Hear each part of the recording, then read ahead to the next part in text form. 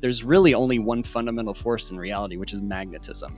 So when you're talking about scalar potential, it's already all around you all the time. Part of it is going to be high level information and kind of dot connecting, which I know I don't understand everything about, but we're going to try to make it as relatable and grounded as possible and make it land for everyone. Explain a little bit about that link between perhaps EMF and then scalar fields, and then the reality, and anything you want to say about the manifest and unmanifest. Creates a phase cancellation, so it neutralizes it to zero. So another name for a scalar field is a 0-point field.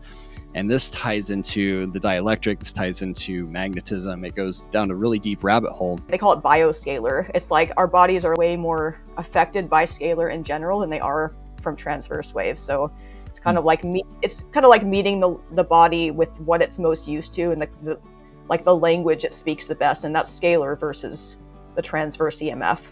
We're going to have this conversation in context of Martin Paul's work and other researchers on the voltage-gated calcium channels, not just calcium, but other ion channels, and how that is proven to be the central causation of non-native EMF harm that the world is experiencing right now.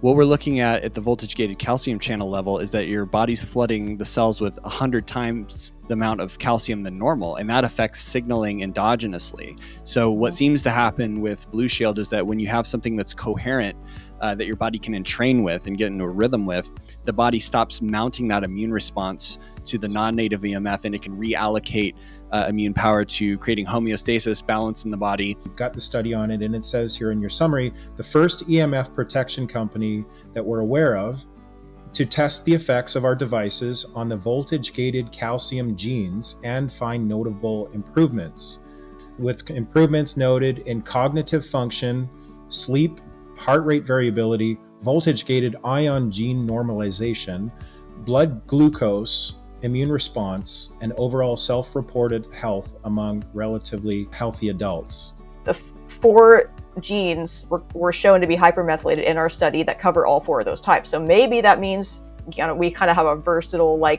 approach there. And then there's also the sodium, potassium, and chloride channels. The fact that we have the first data on the voltage-gated calcium channels being hypermethylated directly before and after, no question, is pretty, that's amazing, because, and seeing all this neurocognitive and better sleep and all this stuff, it's no wonder all the cognitive improvements that we saw happen. If you're talking about neurons and voltage-gated calcium channel, of course, your reaction speed and executive function and all of these kind of metrics improved with deep sleep, REM sleep, all of this kind of stuff. It's all, interconnected. In other words, this is showing that statistically 99.9xxx%, it is the data that you got before and after with the Blushield is proven to have a beneficial effect on the voltage-gated calcium channel, which we know now to be the root cause of negative effects from non-native EMFs. Yeah. And Courtney, you could put that plot chart, that box plot chart up, show people. It gives people a good visual representation. And the alpha number was damn near perfect. It was like a 1.01. So people that don't know about studies. I have been EMF hypersensitive for years. I cannot go to major cities, and even when I stay overnight in small cities, I often wind up becoming totally devitalized. The moment I turned on the premium portable while in an area with high EMF, I felt an immediate relief. It was as though I was in a wooded glade in the wilderness. The feeling of joy and relief is hard to express. It was as though I was let out of a prison of limitation. The fact that they can use your technology and not get overwhelmed by it, or not for it to be too powerful or too much, but because of the way that it functions, that it's created, it's just supporting life across the board. That's really significant. Heart rate variability scores went up statistically significant levels. It refers to our heart's ability to respond immediately to the demands of our environment. Aligns with that philosophical or that kind of spiritual shift or that rebirth of saying, no, I'm going out into the world and I'm no longer going to let fear dictate me. I'm getting off of the black pill track, right? And I'm trusting creator and source. And sometimes divine wisdom and guidance comes through technology. Technology is not in itself evil, but it's just the way that it's used. It's how it's functioned. Its effect on life, How does it affect life? Does it bring life or does it harm it? This is the whole process. This is part of my mission in my own life, is like develop my consciousness to the highest degree, because like your awareness, your consciousness is what you take with you. All this physical stuff is just kind of like secondary in a lot of respects.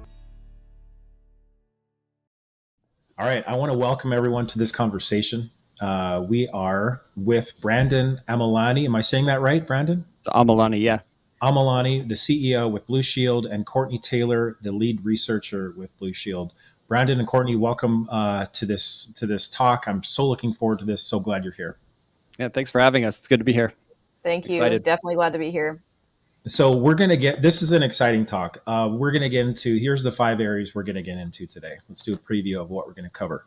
So the first is the main non-native EMF symptoms that we're going to be discussing today. We're not going to be doing everything, but we're going to be focusing on cognitive performance, sleep ability, heart rate variability, voltage-gated calcium channels, which is going to be crux to the conversation today and our understanding of both the problem, the mechanism of harm, the core mechanism of harm of non-native EMFs and solutions thereof, blood glucose, immune system effects, and general well-being.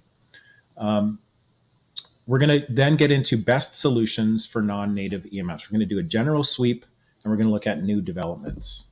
And for one of the solutions that we're going to be talking about relates to a new study. Well, the main solution we're talking about today is Blushield, and that relates to a new study that was just published in the Journal of Integrative Medicine, or the, what is it called, Courtney? The Integrative Medicine, a clinician's journal. It's IMCJ. Yeah. Yes. So this is an exciting new study that I was so pleased to see, because finally some science is established now for there being beneficial effects at the very root level in a way that is peer reviewed. And the rigor on the study is very impressive. That so when I read it, okay, let me just take a step back. I've been in EMF research and solutions and a safe technology advocate since 2011. I have never promoted a resonance-based device, something other than EMF meters, which I strongly recommend everyone gets, or mitigation strategies such as wired internet, Ethernet for your home, and using a Wi-Fi router in cases where you need to use Wi-Fi, having it shut itself off automatically. There's a router that I've shared earlier this year called the JRS Eco router. Highly recommend it. Or basically like removing your exposure to EMFs. And in some cases, actually in all cases, I think that should be the foundation. But in some cases, it's not enough. We can't control our environment.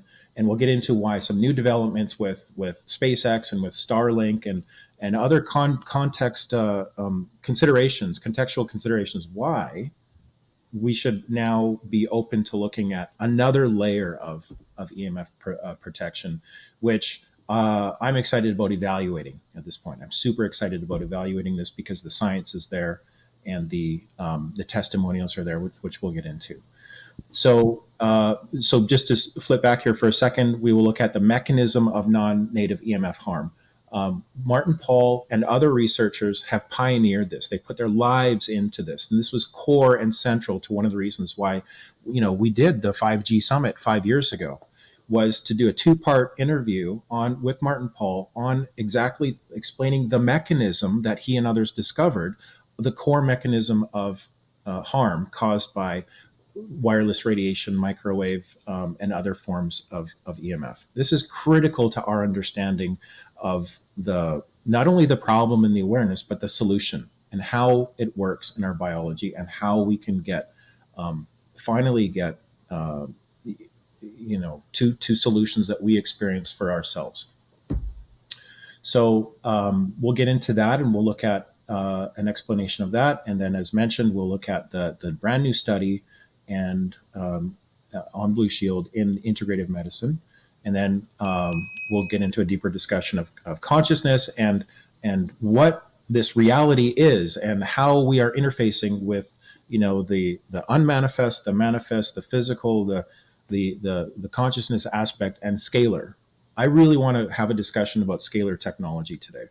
I'm really tired of,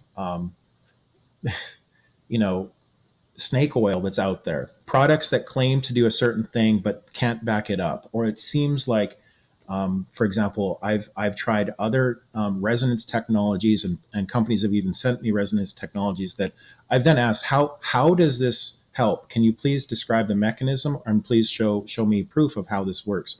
And I've never got a solid answer. And the difference is with you guys, I'm getting a solid answer, and I'm experiencing it for myself. Just at the start of it, I just got mine installed 2 days ago, the Blushield device. And it's right, you can see it, it's right back. Let me see if I can point to it. No, other side. It's right back here. So you see right on the wall, it's plugged in. And so that was 2 days ago. So I feel like I'm overly talking here, but I just kind of wanted to do a quick intro of this conversation, and then just throw it to you guys, because Brandon, you're a wealth of knowledge, and as you are, Courtney, as a published author of a book that we will look at towards the end of the call. But Brandon Amalani is a student of nature, CEO of Blushield USA, with interests and practices including herbalism, Tai Chi, traditional Japanese folk medicine, martial arts, and mind-body fitness. Brandon enjoys his days running Blushield USA and Shen Blossom while loving life with his wife, Natalie Amalani, and 2 lively daughters. He is passionate about sharing knowledge pertaining to health and wellness in order to help people grow to their full potential. Throughout his life, Brandon has always been a beacon of education in the field of health, cultivating lasting and potent connections. Brandon is also a gifted musician, focusing mainly on percussion with handpans, drum kits, and tabletops. Brandon, I dabble a little bit in drums. I'm trying to Nice. strengthen my musical muscle, and that's cool that you have those right-brained interests and developments as well. Courtney Taylor is lead researcher on Blushield USA, as mentioned. Nature lover, deep thinker, healthy lifestyle enthusiast, wife and mother of her 2 wilding children. She enjoys hiking, camping, foraging wild edibles, high-quality, healthy food, traveling, reading, and homeschooling her kids. She loves Blushield because it makes her feel some of the peace and inspiration of being in the wilderness, even when she's in a city. She writes articles for Blushield and takes care of email customer service, and has a gift for researching and self-education, and translates her knowledge beautifully to those she teaches. A true independent thinker and child of the earth. Well, it's great to be having this conversation to you guys. And we were talking just before the call, like, how deep do we want to go? Like how deep, if you're watching this, how deep do you want this conversation to go? Because I can tell you right now, this is much more than a pitch for a product. Obviously, we're talking about in context, the results that people are having and how their lives are being changed with this specific technology. We're going to talk about how it works and all of that. But I'm really looking forward to getting into the deeper aspects of how this reality works and where we are at in our evolution of consciousness, and how we can truly take back our power. I will say this, that just before we kind of dive in here, is that I have only wanted to talk about things in recent years, the last few years, that I can provide either empowerment and or a direct solution for. Many of you are aware of my previous work with Take Back Your Power, or with the 5G Summit, and the other 2 main solutions that I have talked about are awareness through measurement and mitigation, and also accountability through liability actions of the Empower movement. So with this now, I can finally feel really solid about offering another layer of core level solution. So I just wanted to provide that context, and also that I haven't been studying EMF and 5G and the science the past 5 years. And that's one of the reasons why, is because let's get into what's most empowering for people. And so like many of you watching, I've been on kind of a deep dive in my own self, and a hard reset, I guess you could say. So maybe we can start with that. Brandon, on on kind of your life arc and your story and your experience, what brought you into this focus of healing and consciousness and connecting dots in the brilliant way that you do, and then eventually to Blue Shield. Talk a little bit about perhaps your journey and what most lights you on fire with respect to, you know, things you want to get into today. Yeah, absolutely. So it started, I was probably 18, 19 years old. And I was first actually into a lot of spiritual philosophies, studying Taoism, Buddhism, martial arts, all this kind of stuff. And just kind of reading everything I could get my hands on. And I actually, early on in my career, I worked as a supplement buyer for Whole Foods. So it's kind of like looking at labels, reading everything, teaching people about what we had to offer at the store, and, you know, day after day after day, just kind of learning about dietary supplements and all this kind of stuff. And I got introduced to some people that were, at that time, this is probably late 90s, early 2000s. These people were playing with like radionics machines, and there was like Reiki circles, hands-on healing stuff. And there's all this stuff I was kind of fascinated with, like how the body has this innate ability to self-heal, self-regulate, and how the energy field of a human can actually influence positively another human to, you know, reach these states or these healings. And within going to these kind of meetup groups and, you know, Reiki circles and all this kind of stuff, I realized shortly that, you know, people were getting some benefits to this type of stuff, but then they would kind of have the same patterns over and over. They'd come back and need kind of rebalancing and healing in these type of ways. And that's when I really started making the diet and nutrition connection. And that's the similar time when I started really getting into, you know, herbs and dietary supplements, herbalism. And then a couple years later, after kind of studying nutrition and basic physiology and human anatomy, I was really interested in traditional Chinese medicine in that lens, like this way to kind of view reality and how it works. So from an earlier age, I understood the body as physiochemical, right? We need the right nutrition, right minerals, right hydration. All these emotional and mental aspects of our life need to be in balance, good relationships. But I didn't really kind of connect, you know, the other aspects of it with nutrition until I really found Chinese medicine. So we're physiochemical and we're electromagnetic because we study meridians, we study the energy systems of the body, the older Ayurvedic stuff, which is some of the most ancient healing systems, the Tridosha system. And they were, you know, talking about chakras and these energy vortexes. That really fascinated me. And as that lineage kind of got passed on to Tibet kind of put their own influence and conscious awareness on how the body works, how the mind works, how the soul and spirit work. And then that migrated over to China, where they implemented 5-element theory and yin and yang theory, theory. And then over to Japan. So the Japanese kind of integrated traditional Chinese medicine with their local folk medicine, their like native folk medicine.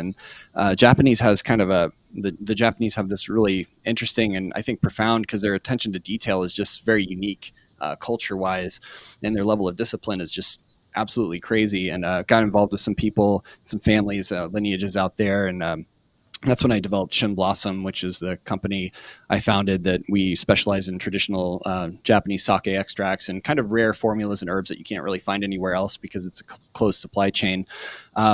So a very long story short, fast forward to about 2016. At 2016, you know, I'd played with all kinds of pendants and grounding and shielding, and I'm just looking at everything possible. And believe me, I want this stuff to work. You know, I want to be able to protect my family and my friends and kind of offer solutions, because I'm not a hammer that thinks everything's a nail. It's not all about EMF. It's not all about diet. It's not all about exercise. And people tend to pigeonhole themselves and hyper focusing on one thing, when it's really kind of a balance of all these aspects of our lifestyle and what we're doing internally and externally. So looking at all these different types of solutions, you know, and the problems, and some of them have detriments. I came across Blue Shield because the acupuncturist colleague of mine that I was working with, he said, "Hey, you should check out this product out of New Zealand. We had this lady come in, she plugged this device in and she had a headache for a few days, and she was kind of pissed about it. Like, she said she plugged this damn thing in and she just kind of felt like crap for like 2 or 3 days." And that took me back, because I've never heard of a subtle energy device or like any kind of EMF protection really that would cause any kind of Herxheimer reaction or detoxification effect. Mm-hmm. So that got me intrigued by it. But getting the feedback that her, you know, doing the traditional pulse diagnostic, and just all the metrics that they use in traditional Chinese medicine to assert the energetic balance and the physical balance of the body, both internally and externally, by all metrics, she was doing a lot better, even though she kind of felt like crap. So that got me interested in connecting with Mark, who's the founder of Blushield, and got to kind of get on some Skype calls with him, talk to him, and he was interested in herbalism as well. So we traded some rare herbs for the technology, and we brought it home. And I won't go into my anecdotes and what I noticed with my family and all of that kind of stuff, but suffice it to say, I was very impressed. And coupled with the fact that nobody I knew about this in America, like nobody had heard of Blushield back then. And I was like, how can I help? I mean, this is amazing. If there's actually a solution that is even like 50% effective, like I haven't found anything that really does anything substantial that doesn't have any kind of major side effects, or minor side effects, that is. And so we hit it off, started working together, and we founded Blushield USA in 2017. And we've been doing kind of education content.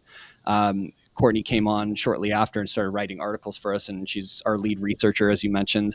And we've just been teaching people that there is a way that we can, navigate this world of pervasive threats that is non-native electromagnetic radiation, or this noise that creates incoherence at the cell level. And I do want to say, before I pass it back to you, is that one thing I like to make extremely clear is that people that get into the EMF category, they tend to think that EMF is bad and they demonize it. We have to protect ourselves and shield.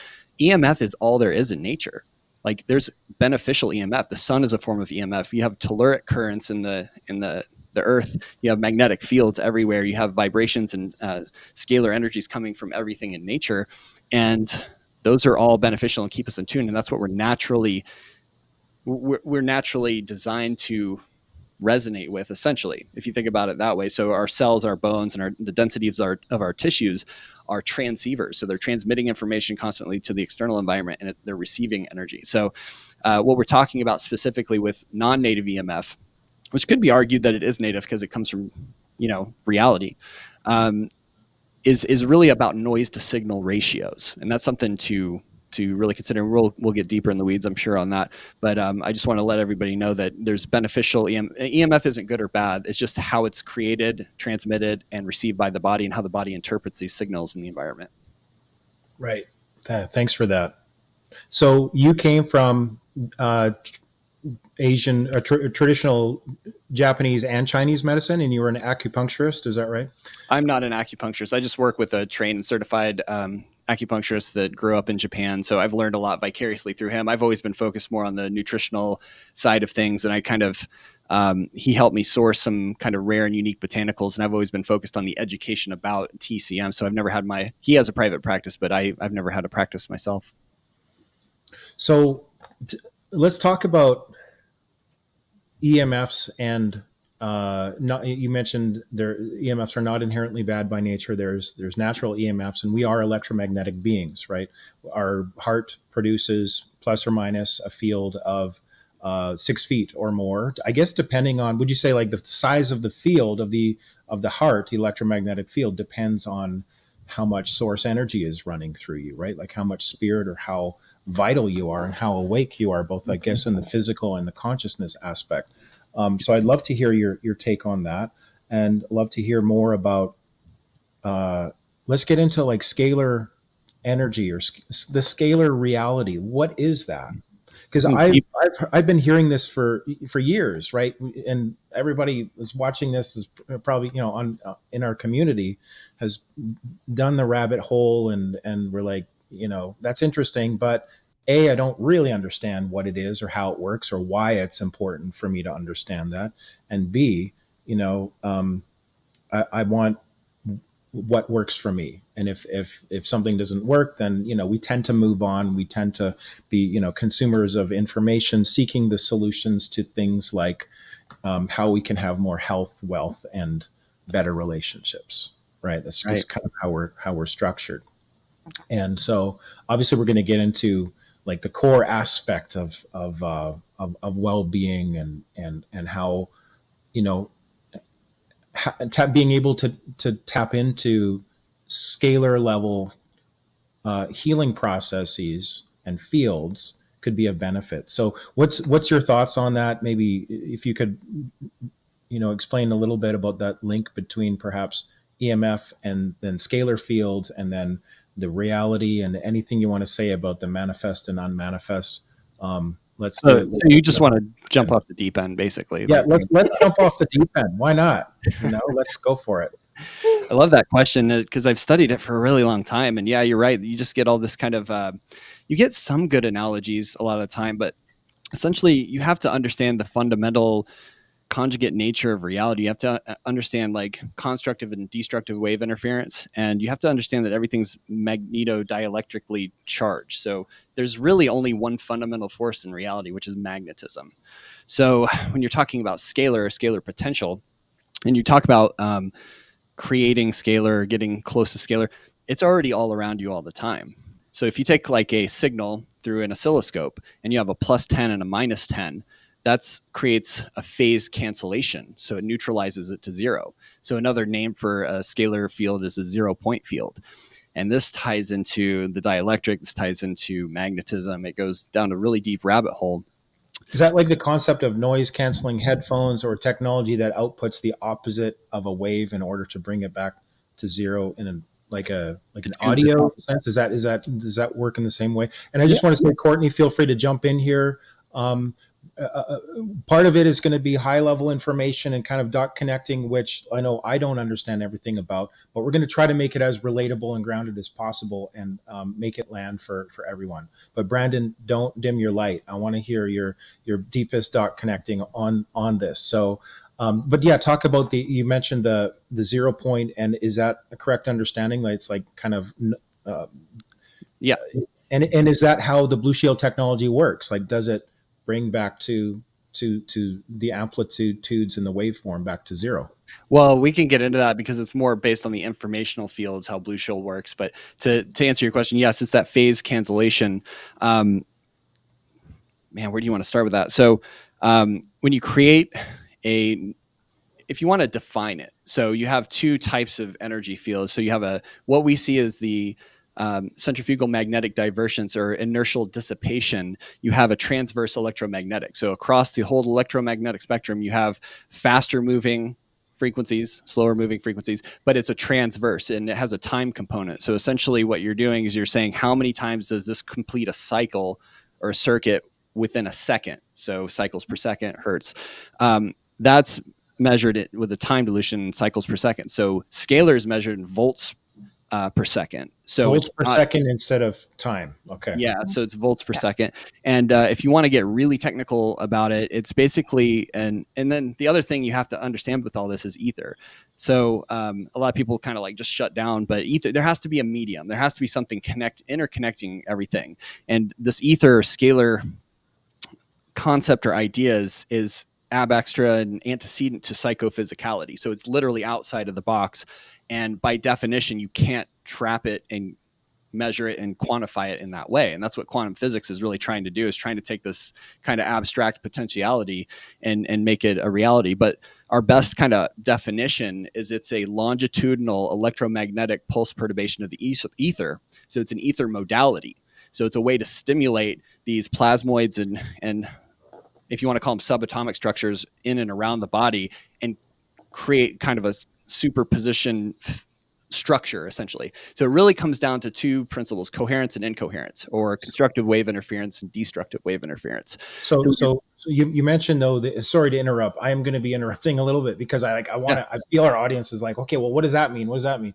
You mentioned superposition. So the scalar is a field, correct me if I'm wrong, and Courtney, feel free to jump in, is a field that is basically the space all around us, and it's volts instead of time. It's like Correct. Charge instead of time. Correct. It's transverse, or it's not the same type of waveform.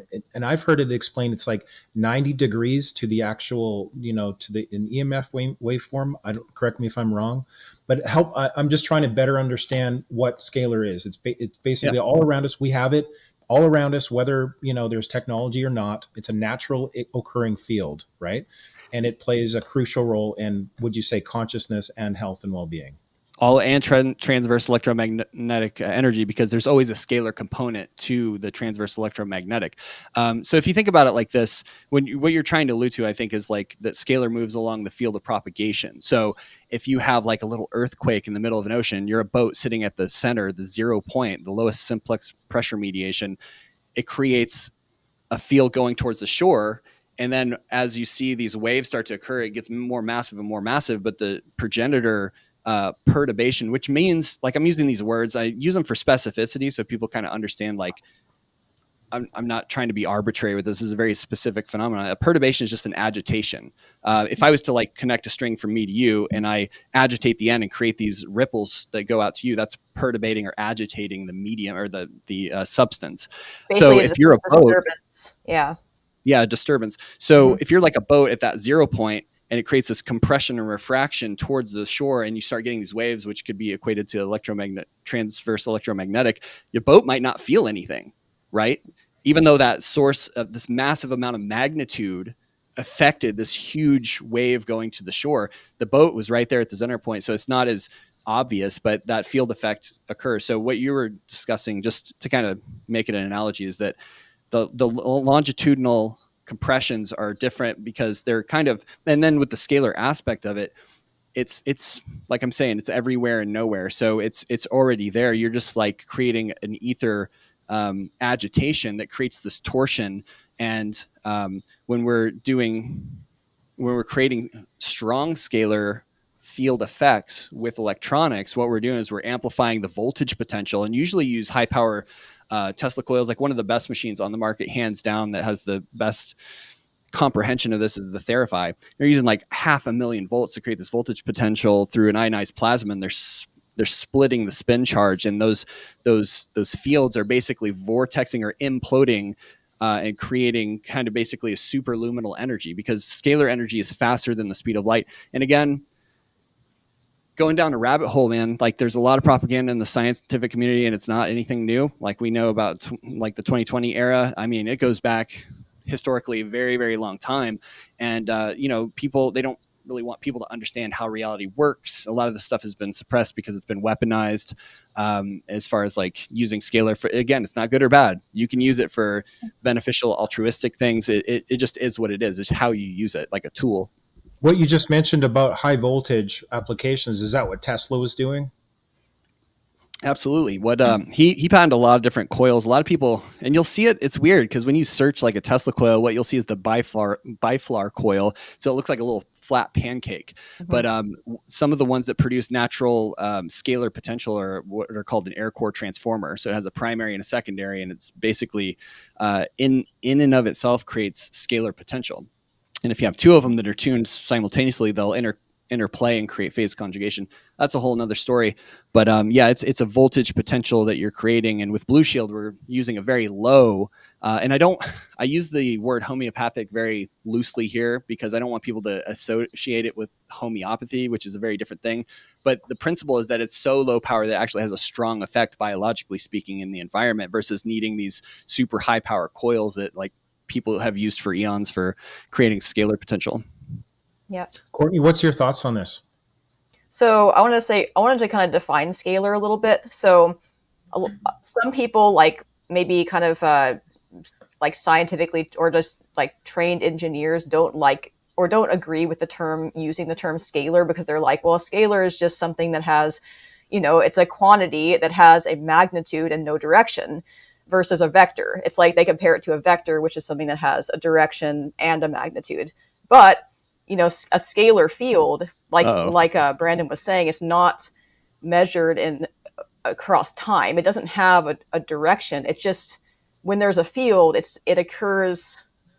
just occurs instantaneously in that space, and it just has a magnitude. So a scalar field is actually a good term for it, I think, just based on like looking at all these different people just use different definitions, because we're all trying to just kind of quantify something that's so intangible, but that definitely has an effect, because you can demonstrate the effects of a scalar field. That's like all of the scalar researchers from, back to Nikola Tesla's time. And then since then, there's just been a lot of researchers who have been like experimenting with scalar and building like functional machines that actually produce a field, and they'll put a Faraday cage around it, and they'll try to send a signal from a transmitter to a receiver outside of the Faraday cage. And the thing about a transverse electromagnetic field is it's blocked by solid objects. A Faraday cage will block that field. But if that signal goes through to the receiver anyway, that means there's something else going on. That means there's another component of that field that's becoming transmitted. And that's the scalar component of the EMF. So if you're able to successfully create a scalar field doing the, a phase cancellation thing where you're basically producing two signals at, the exact frequency, the exact amplitude, and at the opposite phase, so they're like meeting like that, then it kind of like implodes. The field itself implodes into this pure potentiality that becomes like, it's not measurable by an EMF meter. All you can measure is the transverse component of an EMF wave, but it still exists. And actually it's a lot more effective at transmitting itself and doing certain, performing certain functions compared to a transverse wave, which is actually a lot slower. The transverse waves are a lot slower because they have to go up and down instead of instantaneously going somewhere. And they're subject to the inverse square law. Yes. Transverse waves lose power over distance. So, like, for example, your Wi-Fi router, you know that the closer you are to your Wi-Fi router, the stronger your connection is going to be. If you go like 25 feet away, you're going to have a really weak connection. A scalar field, like the one that the Blushield produces, for example, is the exact same strength across the entirety of its range. So you can be right next to the Blushield, or you can be like 100 feet away because the coverage fields are actually really large, and you're gonna be in the same strength field because it's scalar and not transverse. So yeah, it's that it moves through solid objects without any loss in strength. And the Faraday cage is the most obvious example of that, because that will fully block a transverse wave. Like if you put a Wi-Fi router inside a Faraday cage and you try to transmit the signal, you're not going to get anything. If it's an effective Faraday cage, there's a lot of different types that have larger or smaller holes, and some frequencies can get through. There's a lot of nuances to shielding. But yeah, that's like, people have demonstrated scalar working. You just can't measure it with an EMF meter, and that's where some people get tripped up. Right. Just because you can't measure it. You have to measure it by the effects it has on biology. Mm-hmm. So that's why testing is so important, because that's the whole point, is you're trying to affect physiology with the scalar field. You don't care if you're seeing a reading on the meter. That's just something to appease the left brain. You're like, oh, I see a number and it's going down. And that's really not what we're going for anyway. We're going for the actual effect it's having on our bodies, because our bodies do produce some transverse EMFs, but they're very weak compared to the scalar fields that our bodies produce. And so in that way, they call it bioscalar. It's like our bodies are like way more affected by scalar in general than they are from transverse waves. So it's kind of like meeting the body with what it's most used to, and the language it speaks the best, and that's scalar versus the transverse EMF. So nature produces scalar fields and energy, mm-hmm. right? Yes, and that's what mm-hmm. that's what the Blushield technology emulates, yes. and it does it in a way that it kind of overrides the body's tendency to be affected by the non-native EMF, the Wi-Fi, the wireless from cell towers, from our phones, from our routers, from our devices. Mm-hmm. So the body, because like without having a strong, and correct me if I'm wrong, without having a strong or amplified, naturally aligned scalar field, the body would be more affected by wireless radiation and other kind of non-native EMFs, correct? Mm-hmm. Right. It seems to mount kind of an immune response. And if you think about what I was saying earlier about noise to signal ratios, what we're looking at the voltage gated calcium channel level is that your body's flooding the cells with 100 times the amount of calcium than normal. And that affects signaling endogenously. So what seems to happen with Blushield is that when you have something that's coherent, that your body can entrain with and get into a rhythm with, the body stops mounting that immune response to the non-native EMF, and it can reallocate immune power to creating homeostasis, balance in the body. And that's really kind of where we see like a small percentage of people get kind of a Herxheimer reaction or that detoxification effect. Maybe they need to cleanse. Maybe they're working on an old injury. Maybe there's some emotional, mental aspects that need to be kind of remediated. But yeah, the effect is, the principle is sympathetic resonance. So your body's naturally designed to sympathetically resonate with the dynamic aspect of nature. And what we're doing is creating the phase cancellation, the scalar potential, just as a carrier signal to where we can put these layers of code that have both coherence, which the phi ratio, these spatial geometries that you see in nature, and then randomization. So it's always kind of changing, which a lot of static products, even if they might be powered and amplified type EMF protection products, they're not changing in a way that nature does. I mean, just go outside and simply take light, from sunset, all the colors of the spectrum, beautiful blue during the middle of the day, and then the sunset with the purples and the orange and the yellows. Yeah, it's analog. It's analog and dynamic, right? Right. And it's all plasma fields. And then you got to understand every insect, animal, bacteria, mineralization throughout the earth strata, like all of these things are kind of a symphony, and it's all coherent.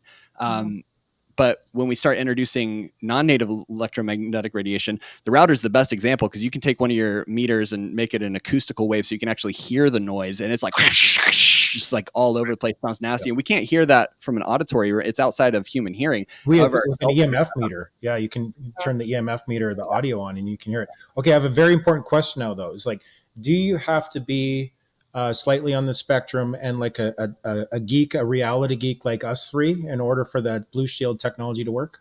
It doesn't seem like that according to the clinical trial. No way. You just plug it in. You can be the simplest of folk out there, and you plug it in. It's the easiest thing to use. Like, that was one thing about our study is the compliance, which is basically like everyone used the device because it's actually super easy. You just plug it in, and you carry the portable with you. It's like, it's so easy that you just get into this one new habit just to carry your portable with you. You have your home device plugged in all the time. And 100% compliance in the study. That's the easy part. So that's the first step of something being able to work, is actually, using it objectively. We're going to get into like how it works. We're going to get into testimonials a little later on. But I wanted to touch on. So Brandon and Courtney, with Blushield, you guys have a technology that you plug in, and it emits scalar fields, which are scientifically proven to reduce the effects caused by the voltage-gated calcium channel effects and other mechanisms of harm from non-native EMF. It's now scientifically proven. This study, I'm just looking at the summary of it right now. It's in the Clinician's Integrative Medicine at Clinician's Journal in September 2024. Okay, so we're looking at this Blushield technology that you guys have pioneered. You've got the study on it, and it says here in your summary, the first EMF protection company that we're aware of to test the effects of our devices on the voltage-gated calcium genes and find notable improvements. The study paper concludes with improvements noted in cognitive function, sleep, and I'll just put this on the screen here because we're going to be talking about the symptom family today. Cognitive function, sleep, heart rate variability, voltage-gated ion gene normalization, blood glucose, immune response, and overall self-reported health among relatively healthy adults. So, like, this is, first of all, we're going to have this conversation in context of Martin Paul's work and other researchers on the voltage-gated calcium channels, not just calcium, but other ion channels, and how that is proven to be the central causation of non-native EMF harm that the world is experiencing right now. We're figuring out how to mitigate and how to overcome. How can I live in this world and not be subject, or not be subject to, or at least have the harm greatly reduced from all of these, toxins and frequencies, including non-native EMF, so that we can go about our lives and have like a normal, functional life in which we have, health, wealth, and abundant relationships, and not feel so stressed, and all of these other effects that we just talked about. So we're going to get into this, and this is really central to the conversation, is the science and connecting what we know about the causation of harm of non-native EMF to now this published study, and look at the solution, which in my view has the ability to, at my current level of understanding and experience with the product, with the Blushield, it is looking very good. And I can already feel the effects. I have my Blushield device is just back there. You can't quite see it. The camera's blurred a little bit, but it's been plugged in for 2 days. I've noticed, instead of waking up at between 4 and 5 in the morning, the last 2 mornings, I'm sleeping till 7:30. And for me, that is significant. Okay, I've taken other steps to mitigate. I have, my computer is Ethernet wired. There's no, I unplug my TV because it's emitting even when it's off. This is the thing with smart TVs. I'm realizing, and other smart appliances, even when it's turned off and it's in dormant mode, supposedly, it's still emitting Bluetooth frequencies constantly. Yep. And when I found this out, and the only reason why I found it out is because I had an EMF meter. And so everyone needs to get an EMF meter. I don't care where you get it from or who, just get a good one. And I refer about 3 really good, inexpensive brands. But this is what I noticed. And so there was discussion, Brandon and Courtney, you said that amongst your incredible array of testimonials, a number of people experience Herxheimer reactions, right? And I haven't really experienced that. One of the reasons maybe is because the last couple of months I've really been like working out a lot and sweating and getting, detoxing pathways, functional, detoxing from my body. But I'm noticing right away, it's almost like better sleep just in the first 2 days. And I'm feeling, and I texted you this the other day, Brandon, it's almost like it creates this field that we're going to get into more, the scalar fields that almost like invite intention more. It's almost like you're more connected with nature in a field in which I don't feel that I'm being bombarded as much. I get a sense of, like we were talking about, a lot of people get a sense of safety with their own energy and their immune system. It's like we're not getting so triggered. And because everything is connected, I can intuitively see very clearly how that could help in things like our relationships at home. Definitely. I remember one person. My dog is more snuggly too, by the way. Yeah, it really affects the animals too. I remember one person saying, what you said just reminded me of this. A woman who said she has always just been like low grade, like grumpy her whole life, and she got a Blushield, and she just became like, she doesn't even recognize herself because she's actually like feels cheerful. She's actually in a good mood now. And she said she's never been like that before, and now that's her like new state of being. That's so wild, isn't it? That's awesome. And yeah. I was just looking at your testimonial array, and I'll invite you to show more of those specifically later, but it's incredibly impressive. So this is a technology that is proven scientifically to work. And this is, again, why we're having this conversation. I have never, ever promoted a resonance-based technology, but it's bringing it out of the field of woo-woo, and it's something that is changing lives for many people. So just in context of the best overall solutions for non-native EMFs, awareness through testing and mitigation, reducing your exposure is always going to be number one. The new developments we're talking about here today are Blushield as a technology that can fundamentally help in many different areas that we'll look at. And also, I just want to share something. Another new technology here is like Elon Musk's Starlink and SpaceX. Going back to the 5G summit and just kind of linking it to the awareness that we brought forward there, all the tens of thousands of satellites that are going to be bombarding EMF throughout the world. They actually used recently the hurricanes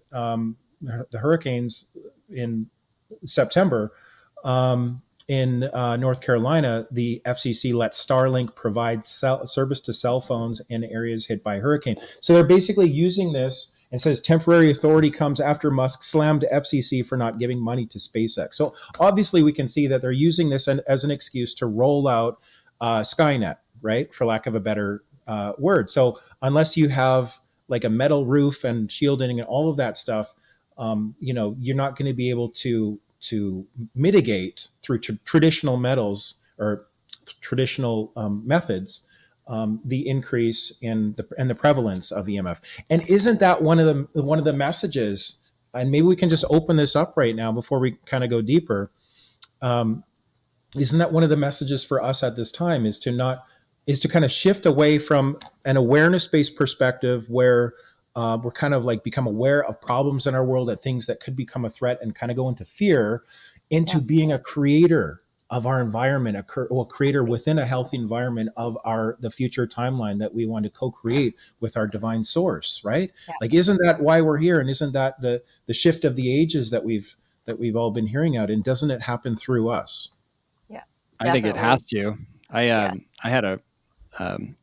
did an interview with my friend Paul Harris, who's just well-rounded, awesome individual, and we were talking about self-mastery. We got on the topic of EMF, and then he made a comment where it's like, don't fall into the trap. Like, the conspiracy of conspiracies is falling into this mental trap, which is like a person with a little bit of knowledge can do a lot of damage to themselves.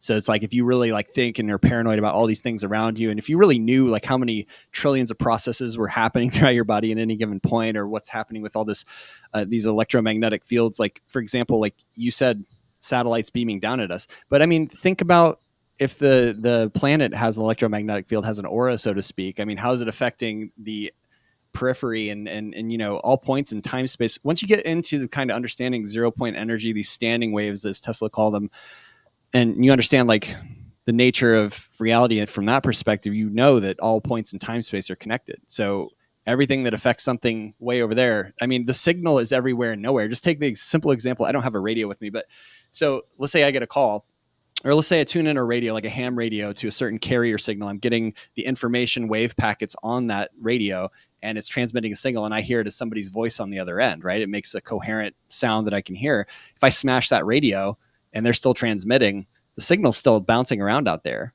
Like it's just the body. So we have this body. So understanding that, and this is something I didn't get to comment on the scalar part, is that there's all these things in nature that we can look at and point to where you can't reduce with this reductionist scientific method, like your love for your child. Like you can't demonstrably like show me that in a scientific way, like dreams, all these kind of things. We have a physical and non-physical component with us all the time. We're like a conjugate circuit, very much like a magnet, where our body and consciousness may not actually reside in our body. It might be in and around our body, like how electricity and magnetism works. Mm-hmm. So I think it has to kind of start on the level of consciousness, and that's what we're here to develop. And that's what you take with you, like all the physicality, all the stuff, you're not taking that. And that's why I focus on facts, logic, and wisdom. That's like, as far as my hierarchy of values internally, that's why I try and really, like, I know there's something there to all the scalar stuff. That's why I've been studying it so long. So the deeper I get and ground that information in kind of like a practical way, and still stay as open-minded as I can, because, obviously belief is the enemy of knowing, we start to see the way bigger picture, and people are a lot more powerful than they give themselves. Like, they put all the satellites up there you want. Like, if you're working towards self-mastery, then, you can ingest a ton of mercury, you can eat a whole sheet of LSD and it not really affect you, like yogis and people that have like demonstrated that in the past, right? Wait, yogis have eaten a whole sheet of LSD as a demonstration and not. What was his name? Ram Dass? Was it Ram Dass that went over there? I don't know. Paul was talking about that. We won't go there. It's okay. The point being is, like, you can be exposed to really toxic things, but then transmute them alchemically internally. Yeah. And sometimes this is what I find. Like, sometimes I need a little bit of support, whether it's like from another individual or in my field, in order to be my best self, right? Exactly. Like, I need to get in nature. I need to, eat well and get enough sleep. And then I can get on that wave. I can actually ride the wave of consciousness that is happening right now. And sometimes, even, for example, with these things like the solar activity and the solar flares, and last month there were several of them that were facing Earth and in the solar flares and produced solar wind, and then that landed a couple days later, and we saw the the aurora borealis, and some people have other theories that those were artificial, and maybe that's true, I don't know. But we know that those that's intense energy, right? We're being Yeah. asked to process and to ride the wave of intense energy. Yeah. And what I've noticed is that, and you guys have the science to back this up, you have the testimonials, and you have the explanation for how the product works. The Blue Shield, for me, in my initial experience with it, helps to create a field in which I can show up my best self, and I can, feel my own wellness and energy from the inside out. Just touching on what we were just talking about, Brandon, I'll switch to you, Courtney. You said that you wrote this amazing book and you sent it to me this week. It's called EMF: Health, Impact, and Strategies. And the whole book is one of the best EMF books, maybe the most comprehensive and best looking EMF book that I've ever read. And this is only Thank available you. on your website. Yeah. You are the author. Brilliant. Yeah. At the end, and I think it was Natalie, your wife, Brendan, that said to me, read the end. If you don't have time to read the whole book, read the end. And so you have this section, and this toward the end, living in fear can be a pitfall of truth seeking. Yeah. Don't we all know that, everyone who's watching this? And then you touch on some deeper aspects, including how the Blue Shield works. Blue Shield produces a complex multiple waveform on a scalar carrier signal that emits patterns that imitate nature, but at a much higher amplitude. So they provide a field strong enough to compete with the harmful EMFs. If these waveforms were audible to us, they would sound pleasant and enjoyable, being the scalar ones, the natural ones. If the waveforms of the harmful EMFs were audible, like you can turn on the audibility on the EMF tester, they would sound irritating and abrasive, like an alarm clock or car alarm, way worse actually. While we can't hear these frequencies with our ears, our cells can hear them.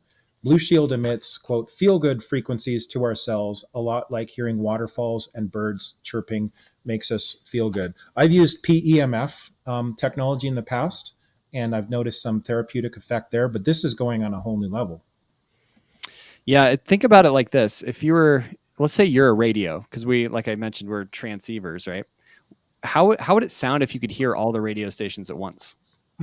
It'd be just it'd be crazily overwhelming. But if you tune your cells to one radio station playing a classical symphony, it doesn't mean all the other radio stations aren't bouncing around the airwaves. You could tune into any of them at any time. But since you're creating coherence and you're tuning to that carrier signal, it allows the body to hear a coherent song. You can tune into death metal too, and that has a specific physiological effect.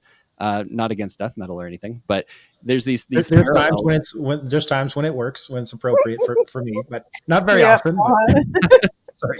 In the gym when you're tearing apart muscle, That's right. You kick some ass, But what I'm saying is that coherence is so huge, and that's why I like using something like a 0 point field as a quote unquote. And you could say carrier signal, but if we're being technically accurate, signal implies modulation. There's really no modulation. It's just an informational field at that state, kind of like a homeopathy. It has the plant, but it's so diluted down. There's none of the physical substance of the plant left, but the energetic imprint is on salt or is on water. It's a similar effect, except electrotherapy based. Yeah.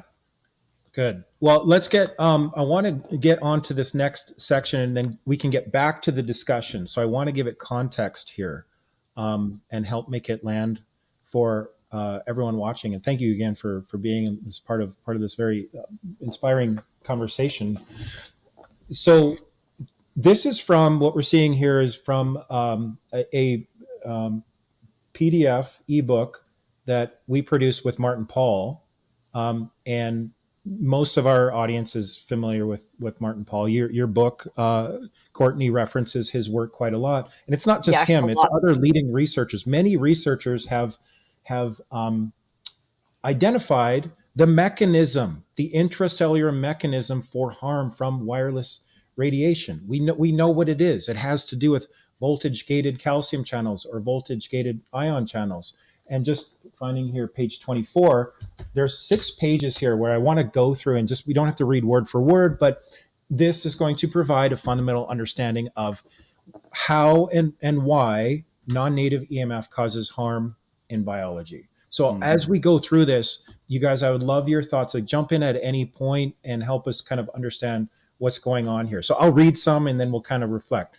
So it says here how each EMF effect is produced via voltage-gated calcium channel activation, role of the voltage sensor in producing the extraordinary sensitivity to EMF effects. So right off the bat, we're talking about voltage sensor. What's that? We're not robots, but it's on this. It's at the cellular level, correct? So It's there's on the cell membrane of every cell. There's voltage sensors that. What do they do? They either allow, they're ionic, so they're responsive to they respond to ionic minerals that are in our body, and each voltage sensor should be basically run by one specific ionic element. That's how it's supposed to work. It doesn't always when it gets dysregulated, unfortunately. But what it does is it waits for like certain, environmental cues, like the light cues, obviously EMF cues, certain, nutritive substances or stimulants or drugs or anything like that. What it does is from these cues, what it does is it triggers these ion channels to open and allow that particular ion into the cell. Like we're kind of specifically talking about the voltage gated calcium channels, or mostly focused on that in this, and for this subject. So for example, it would open up and this amount of calcium, like there's a ton of it in the extracellular area, and it opens up the membrane and lets it into the cell. And when that so usually it would just be a tiny amount of calcium that would go into the cell from some, that's how it's supposed to work. Tiny amounts is going to trigger this cascade of effects that goes throughout the whole body. And I think the one reason the voltage gated calcium channels specifically are so responsive to EMFs is because the calcium ones control neurotransmitters more than the other ones, like the potassium channels, the chloride channels, and the sodium channels. I don't want to get too far into that, but explain that as we go. So voltage-gated calcium channels, they and other ion channels, they regulate the amount of ion that comes in and out of the cell, correct? Yeah. And that's vital to life and wellness, right? Every single thing our bodies do. Okay. Yeah. So now it's significant because just read this with me. The Paul study showed that in 24 different studies, there are now 26 effects of low intensity EMFs, both microwave frequency and also lower frequency EMFs could be blocked by calcium channel blockers, drugs that are specific for blocking voltage gated calcium channels, or VGCCs. There were 5 types of calcium channel blockers used in these studies. So they found out all of these studies, the effects of EMF would be mitigated by using channel blockers, right? Which we don't recommend. Which we don't recommend. That's like taking the pharmaceutical version of that's like taking the pharmaceutical version of Blushield, right? You don't. No, for real. That is big side effects from that. Obviously, you can only take that for certain heart conditions, but there's side effects. But for the testing purposes, that's a great way to find out how the voltage gated calcium channels are affected by EMFs. Makes it demonstrable, So these studies show that EMF produce a diverse non-thermal effects via VGCC activation in many human and animal cells, and even in plant cells, where some similar calcium channels are involved. Many different effects shown to be produced in repeated studies by EMF exposures, including the effects discussed above, can be produced via downstream effects, so sub-effects caused by the core effect of the channel activation via increased intracellular calcium. So intra meaning not in the cell or in the cell? Inside. Intracellular, extracellular is outside. Yeah. Got it. Intracellular. So we're talking about the amount of ions that are in the cell, allowed to be in the cell.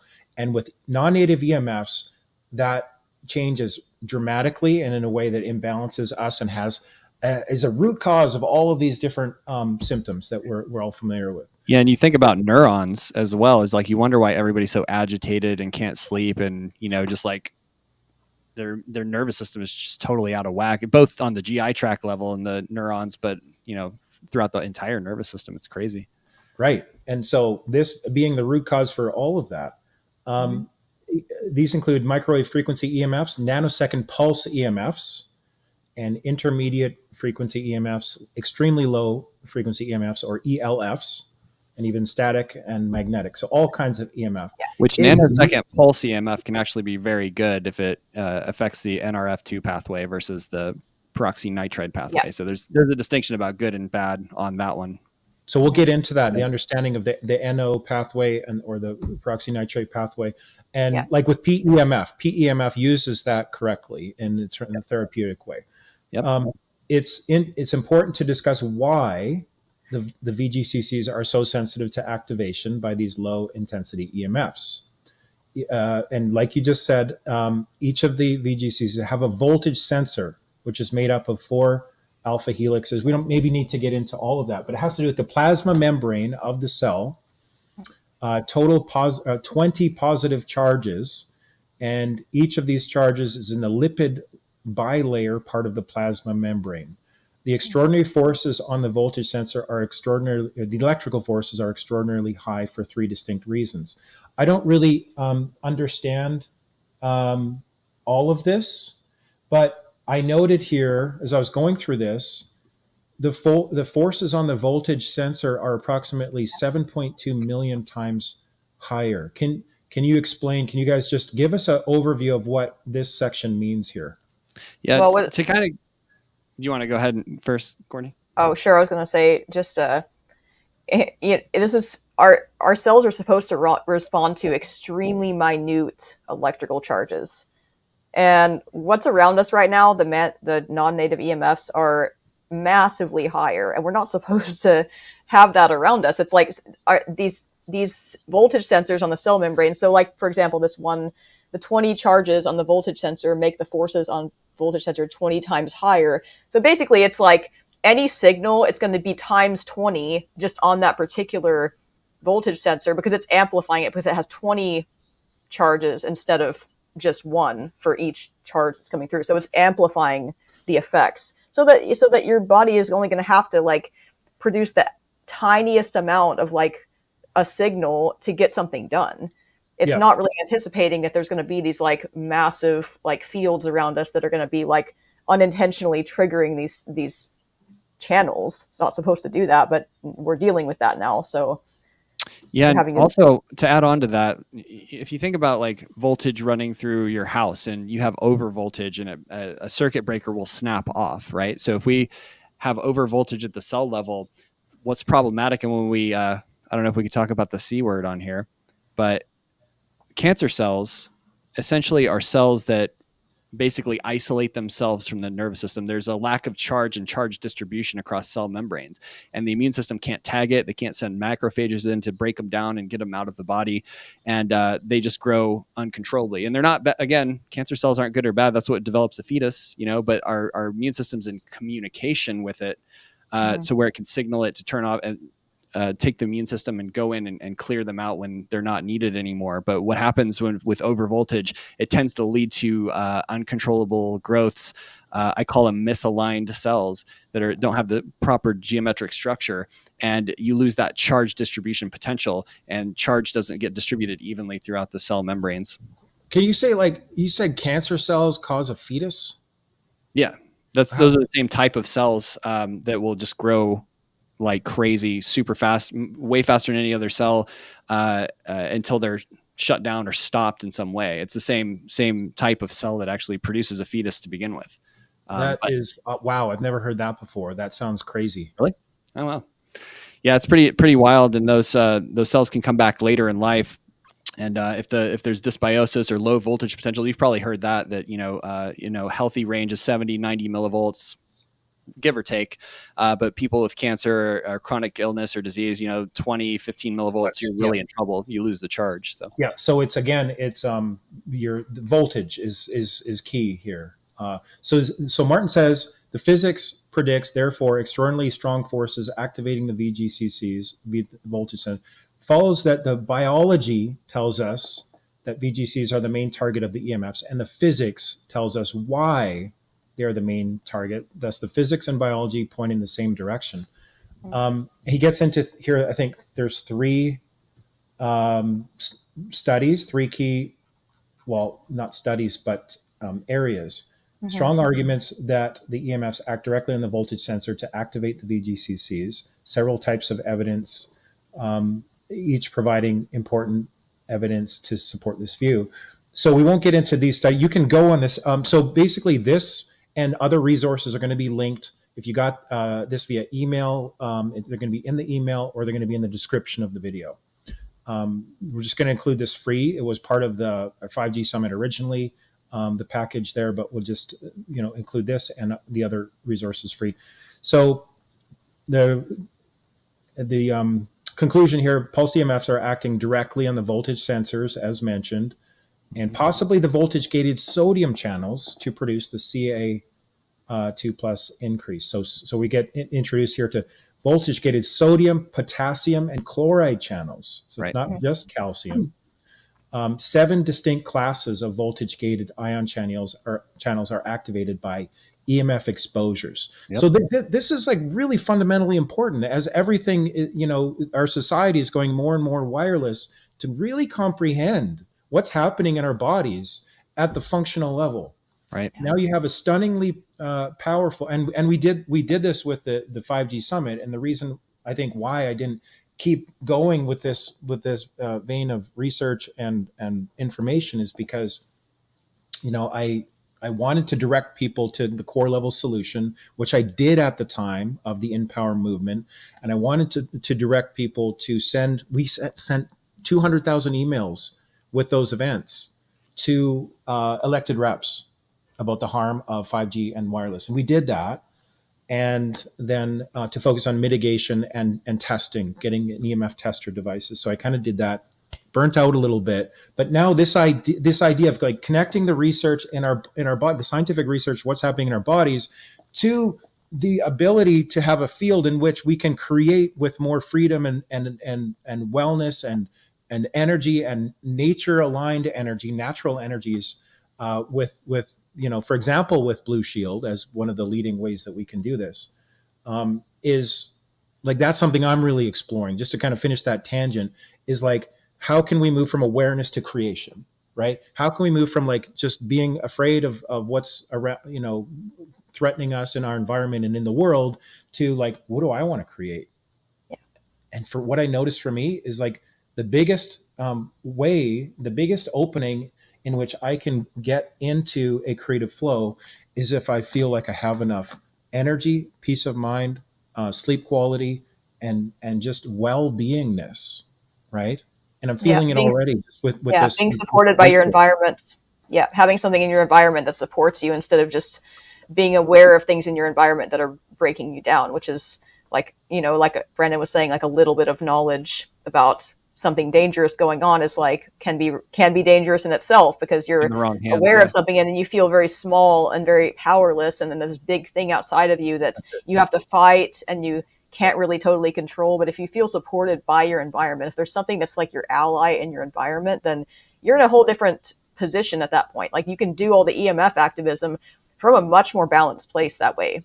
And we really promote EMF activism. We write articles. I write a lot of articles about just various news things out there about like cell towers being installed in someone's neighborhood and people getting sick, and they have to fight the cell towers, and then it takes years. It goes on for years sometimes, and these people have to leave their house.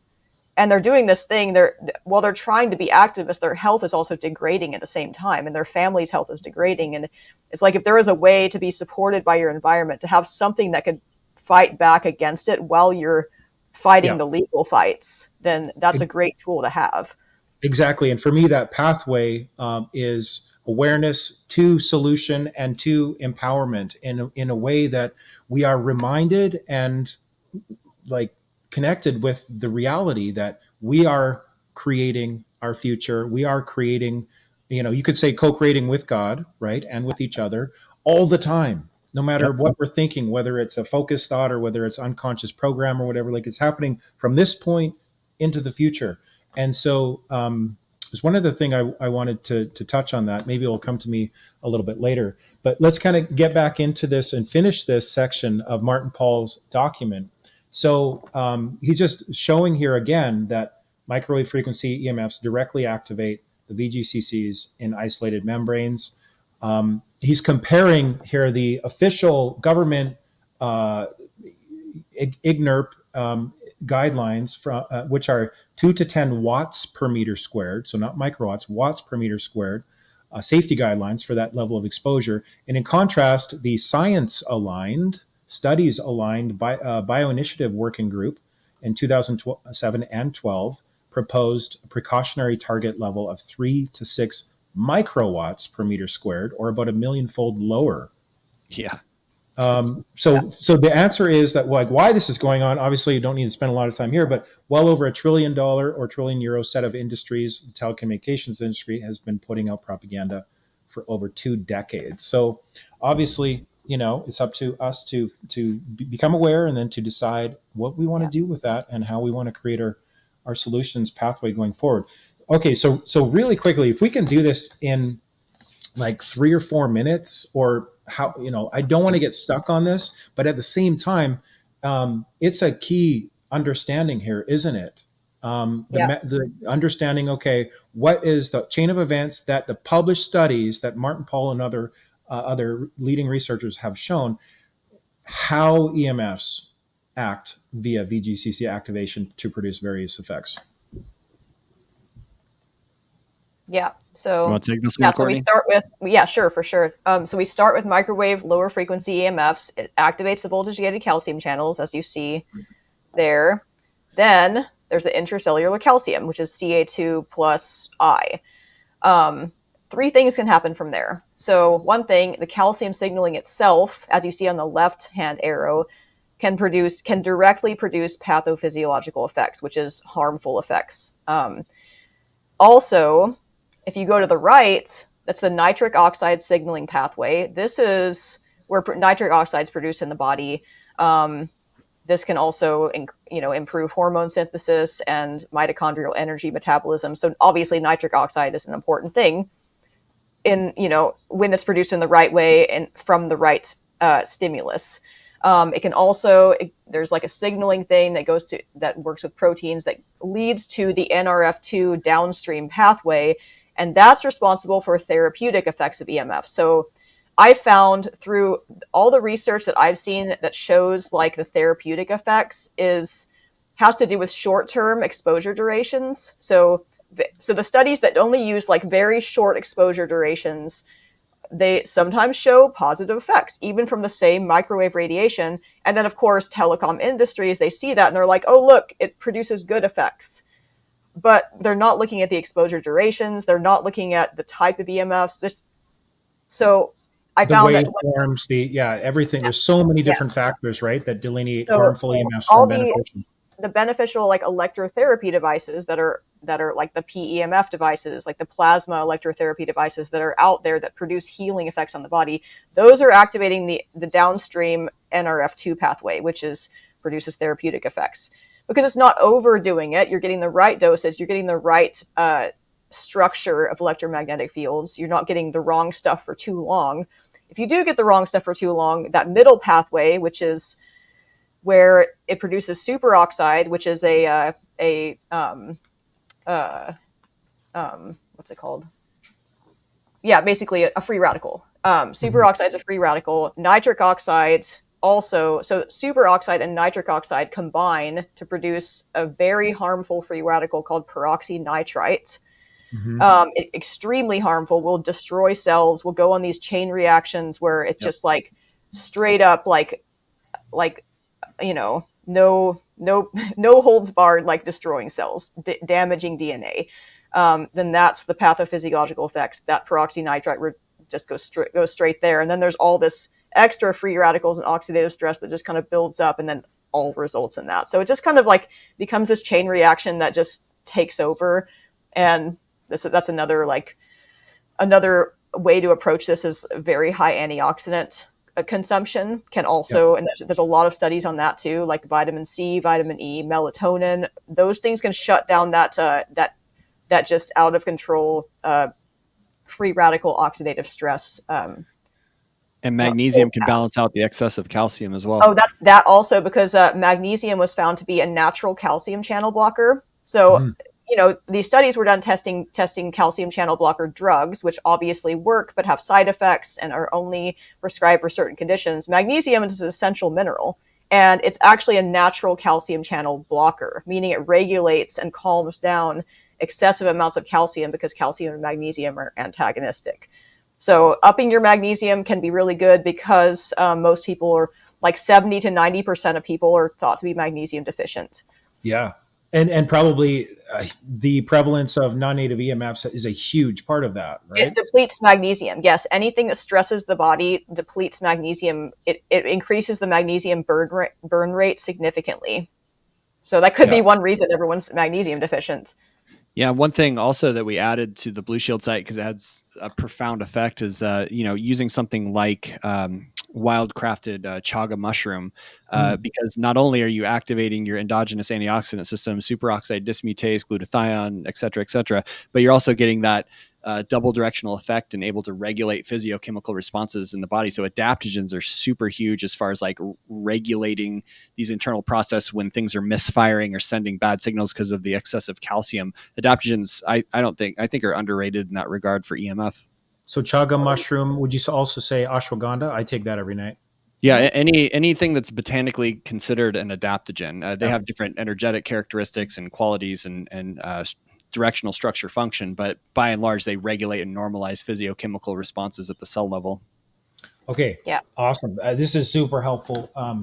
And just moving right along here, the last section of this part of Martin Paul's paper, how 8 established effects of EMFs can be produced by VGCC activation. So again, the science and the established studies indicate how oxidative stress is increased by non-native EMFs. Lowered male and female fertility, elevated spontaneous abortion, lowered libido. It says here linked to oxidative stress in the male and female reproductive organs. I mean, I just also see, not to get too far into other topics or related topics, and we don't want to get censored here, but with the medical procedures that have been promoted, we saw a lot of this, didn't we? Yes, for sure.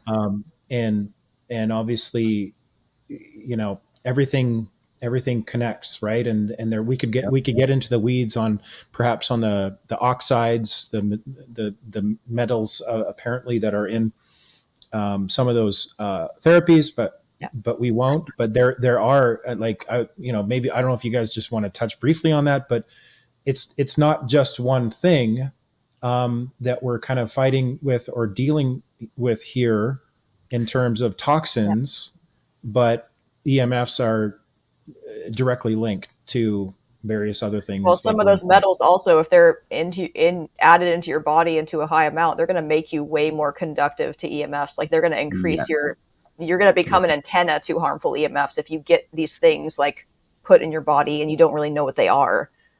You could become an antenna. Yeah. And then also, yeah, you're right. You probably don't want to talk about the quacks or anything, but there's that article in your book that you wrote, Courtney, about retroviral activity stimulation in regards to, dormant retroviral activity can be stimulated in the presence of these types of pulse magnetic fields. Oh, for sure. It's an epigenetic thing. It's like certain genes are silenced for our entire lives because there's something called intragenomic parasites. It's like at least 35% of our genome is made up of parasite DNA. They're called transposons. They include endogenous retroviruses that have inserted themselves into human DNA over a very long period of time, long before each of our lifetimes. So DNA methylation, which is what turns on and off certain genes, and this is very closely related to epigenetics, as we know, it's like, or how our environment affects us. It should keep this parasitic DNA in a quiet, dormant state for our whole lives. But when environmental influences like toxic heavy metals and EMFs disrupt our body's ability to methylate properly, these dormant viruses can become active, and then they cause all sorts of issues. They wake up, basically. Yep.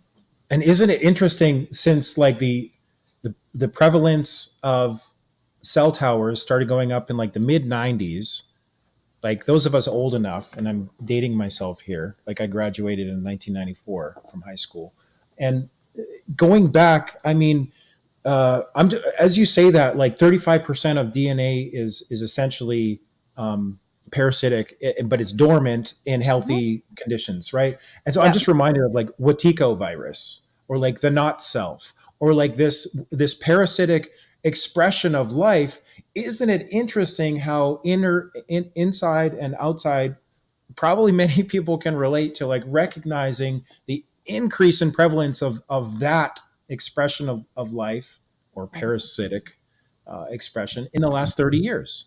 Yeah. Like with the more, and this is like basically saying, that there's science now to show what can cause things like, whether you want to call it Wetiko virus, or not self, or just this triggered, parasitic kind of idea, where even in our relationships, right, we're, instead of being able to just connect and stay automatically empowered from within, we're looking for another person to provide for us. And so these relationships now, I'm just noticing, are extremely dysfunctional. Like almost everybody is going, and the ones that are not, you're having to fight for your presence, right? And to create experiences of coherence with your partner or with the other. Like we really got to be intentional about this.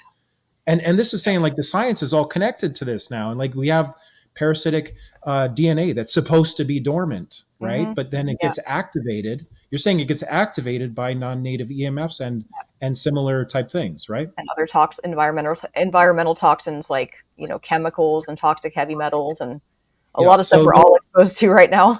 Right. No wonder why that there's a focused increase in all of these toxins. So, black pill, if you just keep going down that road and you never turn back.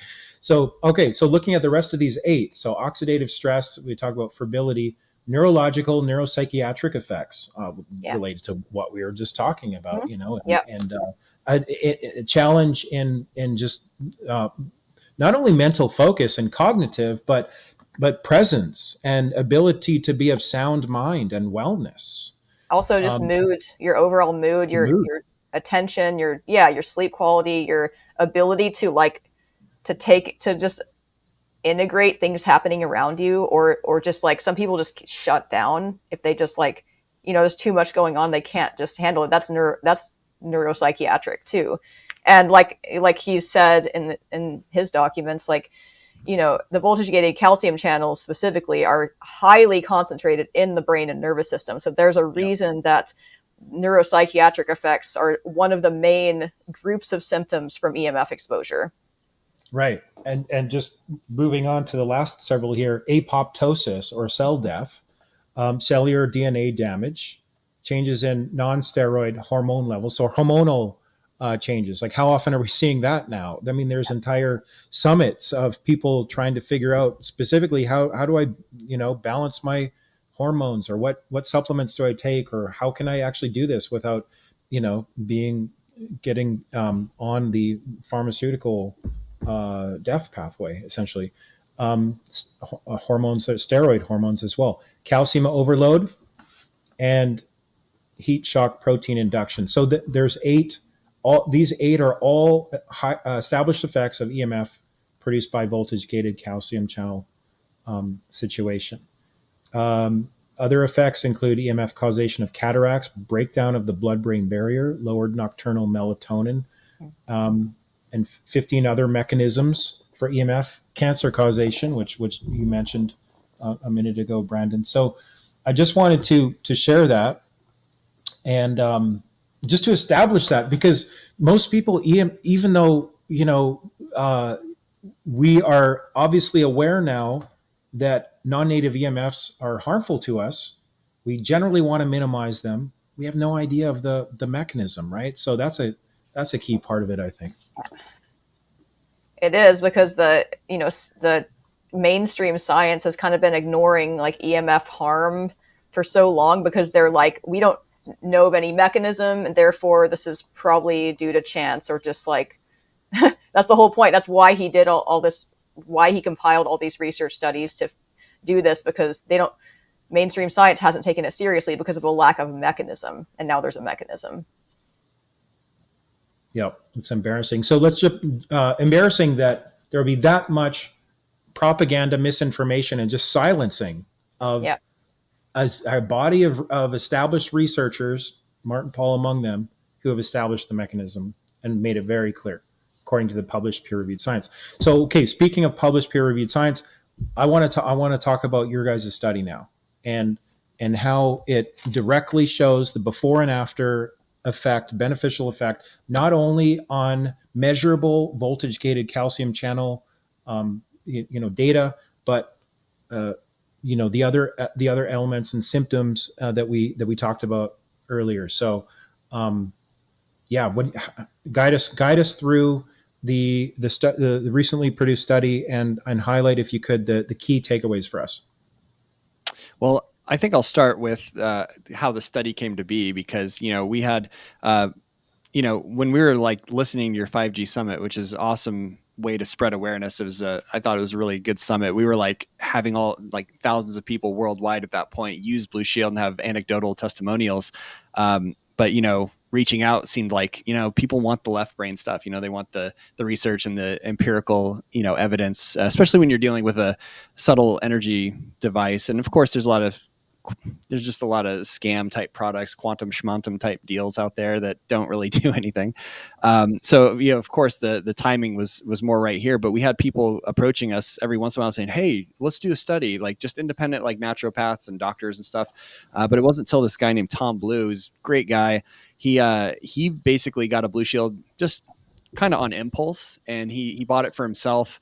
And everybody in his family was on the Aura ring. So they were just like watching their HRV climb. Like his wife's, I think he said, went up 60%, which if you've tried to intentionally increase your heart rate variability, just doing what you can with lifestyle and diet and all this stuff, it's really challenging to get those kind of numbers. His only went up like 25%, but his wife's went up 60% and stayed there, which is it says here Tom is the executive director of the American Academy of Private Physicians. So he's really well known in the research community, right? Yeah. And also I just want to touch on, you mentioned the Aura ring, which you actually used in your study as well. That does have wireless and Bluetooth capability, but you can also run that in airplane mode, just in case. That's what they all did. That's what all study participants did, is they kept it on airplane mode, except for when they needed to transmit or download the data.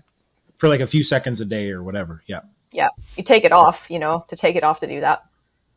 Yep. So I just wanted to say, like, that's kind of the origin story of it. He actually brought the resources and the people that made the study happen. So I wanted to give him a little shout out, because without him, we wouldn't have been able to do like the first independently review board certified clinical trial on a resonance based type device. Awesome. But yeah, Courtney, do you want to pull that screen up as far as the actual paper that was published? I have it up right now, actually. Yep, there we are. So I have it at the down further right now, down by the VGCC info. Should we go through the whole thing, or should we kind of focus on this for now? If you could, I will link to it in the email and in the description. But if you could maybe zoom in a little bit and just highlight some of the key takeaways. Or did you want? I know you guys have an excellent write-up on your site as well, summarizing it, which I have printed out right here. It's a lot easier to read. The one we wrote's a lot easier to read. But I do want to go into this one little section from the study itself about the VGCCs. Because it links directly to something Martin Pall wrote in the document that you just shared. So okay, can you zoom in a little bit more, maybe, so that everyone? Yeah, I can try. It's not really gonna. Yeah. This thing doesn't go very far, but let's see if I can. That's about as far as I can get in this particular screen. Anyway, they identified 204 CPG sites, which stands for cytosine phosphate guanine. It's the main methylation pathway of the DNA. That were differentially methylated between the first and second tests, with a p-value of greater than 0.0001. Remarkably, 94.1% of these probes were hypermethylated after the intervention, indicating a likely underexpression of the affected genes. So hypermethylation means the gene is silenced, versus hypomethylation means the gene is turned on. And it sounds a little counterintuitive, but... Do you want hypermethylation on the genes associated with voltage gated calcium channel That, errancy? that means they're being subdued and calmed down when they're hypermethylated. That means that they're being turned off. So methylation is good. I asked you this question the other day, but for me, I take methylated multivitamins because of the MTHFR situation, which probably a lot of our listeners, our viewers are familiar with. So does that make it even more prevalent if for those people that have that genetic situation going on? Very likely, because if you have a hard time methylating, which is what those conditions or those gene variants are, then you could be like not able to methylate your own calcium channels. So you could be a lot more reactive to EMFs if you have methylation issues with like certain genetic variants, which apparently are very common these days. Yep. Good to know. So yeah,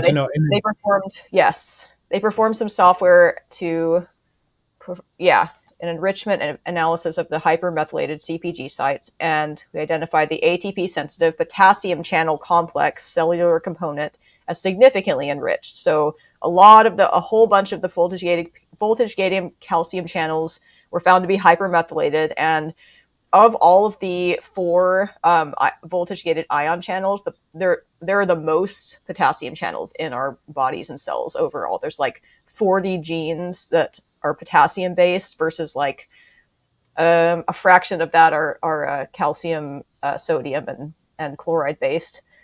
But sorry to jump in. Can you explain what we're looking at there? The P equals, for example, 0.0007. Explain what that means for audience. That's the P value, and that's the percentage chance of it being random versus because the lower number the better. Yes, the lower number the better, and in studies in general, like I guess the P value is a little different depending on the metric you're using, but you want it to be like under a certain threshold, and that's going to pretty much guarantee that the result was not due to chance in that study. Versus, because there's always this, and it can never get down to 0. There's always going to be like statistically, there's a statistical possibility that was due to chance, but it becomes like a fraction of a tiny bit of a percent that it was. So the p-value, you want to see like the tinier number, the better. Yeah, and they use that to calculate statistical significance as well. Yes. So that's exactly isn't it that like 0.01, for example, is a 1% chance that happened randomly, not caused by the effect of the study, right? Yes. So 0.01 is 1%. You had highlighted there 0.0007 is like 0.07%. Yeah, that it exactly. was just a random effect. So that's statistically significant. So I bet you didn't know when you're watching this, you get an intro course on statistics. So there you go. We'll get more into it too, probably. Okay. But this next part is really important. So among these CpG sites that were hypermethylated, one was mapped to the CACNA1G gene at this statistical significance. So that's even way, way, way less of a p-value, which is one of the 18 VGCC genes. And this is actually a key gene for the voltage-gated calcium channels. And it was found to be hypermethylated to statistically significant level. And that particular gene, at least I have a little, I have something up here. So this one, it encodes the CAVE 3.1 protein, which is a subtype of the T-type voltage-gated calcium channel. There's other ones that were found to be hypermethylated also, almost to the threshold of statistical significance. This one's from the PQ type, this one's from the T type, and this one's from the L type. So we got them all covered. See, and the N type right here. So if you go back to Martin Paul's document, somewhere up here, he talks about the different. He says there's 7 different basically groups. Yeah. Like right here, 4 classes of voltage-gated ion channels were shown from calcium channel blocker studies to be activated by EMFs: L-type, T-type, N-type, and PQ type. Those are the VGCCs. The 4 genes were shown to be hypermethylated in our study that cover all 4 of those types. So maybe that means we kind of have a versatile like approach there. And then there's also the sodium, potassium, and chloride channels. And we have results. So like you're saying, the potassium channels vastly outweigh the other channels as well, and that's where we had the most statistical change or significance. Yes. So anyway, it says in all cases, the CPG sites were hypermethylated after the 12-week period. So basically, this is showing that, I mean, there's like only a 0.07 or 0.00045% chance that the significance of the before and after voltage gated calcium channel effect is random. In other words, this is showing that, like, statistically 99.9xxx% it is the data that you got before and after with the Blue Shield is proven to have a beneficial effect on the voltage gated calcium channel, which we know now to be the root cause of negative effects from non-native EMFs. Yeah. And Courtney, you could put that plot chart, that box plot chart up, show people. It gives people a good visual representation. And the alpha number was damn near perfect. It was like a 1.01. Oh, so for people sure. that don't know about studies, that's where they don't like overcorrect. You can think of it like an equation. They don't have it imbalanced in one way or the other. They didn't underproduce, or they didn't have too less of data, or they didn't put too much to compensate the data. And the alpha score is like 1 is perfect, and we hit a 1.01. So the likelihood that it was due to chance at all is just completely out the window. This is the QQ plot that he's talking about right here, and it's see how close the line is to the center line. That's what is the center line mean? What does that mean? The center line is, yeah. Go ahead, Brandon. Oh, right. Go ahead.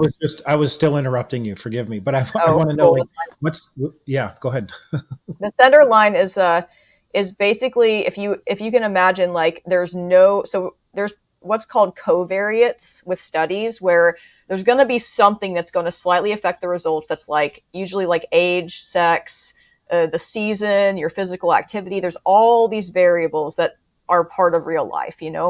This middle line, that's just this straight middle line right here, is just imagining this hypothetical reality where there's absolutely no covariates in a study, and it's only all that's being measured is the effect of the intervention, which is in this case the Blue Shield device, on the study subject.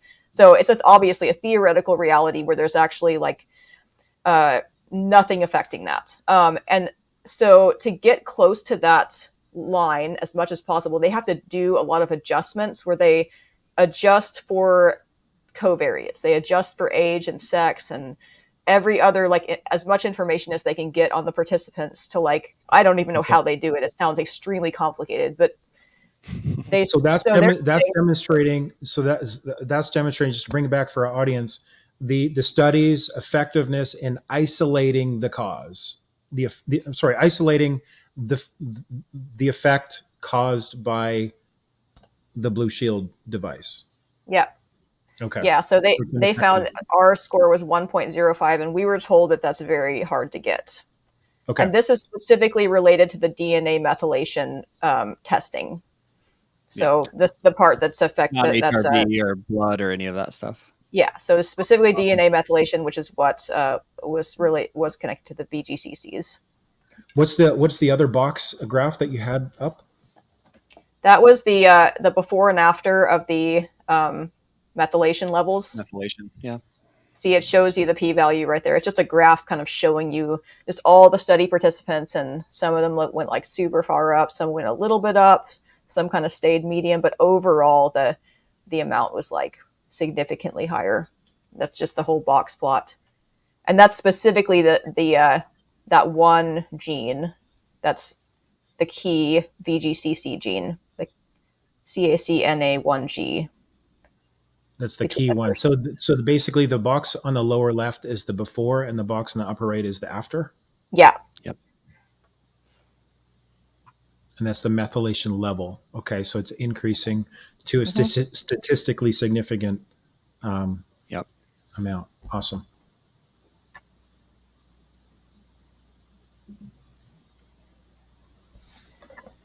So yeah, all this overview is directly on our website. The study is behind a paywall. Unfortunately, we were hoping to post it on our website, but the medical journal owns the rights to publication, so we can only do kind of an overview on our website, and we have some videos kind of covering it as well.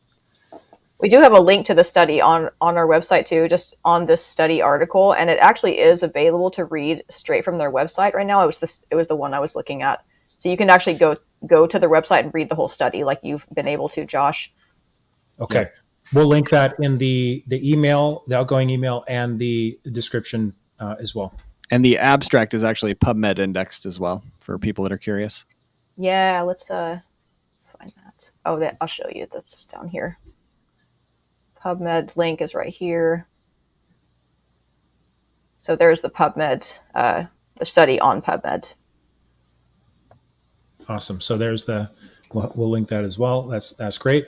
All right. Is there anything else that you want to share on that level, kind of before we add some more perhaps context on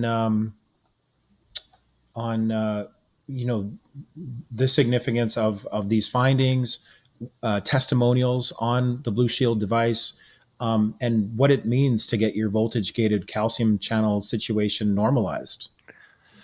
Well, regarding the study, I think a key takeaway, obviously, it's pretty self-evident in the research. It's kind of an easy calculation to make as far as like something simple to plug into your house to get these kind of benefits. But, it's no wonder all the cognitive improvements that we saw happen. I mean, if you're talking about neurons and voltage-gated calcium channel, of course, your reaction speed and executive function and all of these kind of metrics improved with deep sleep, REM sleep, all of this kind of stuff.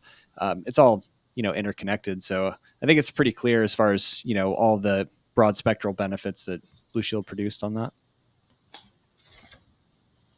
Yeah, that's awesome. Anything to add, Courtney?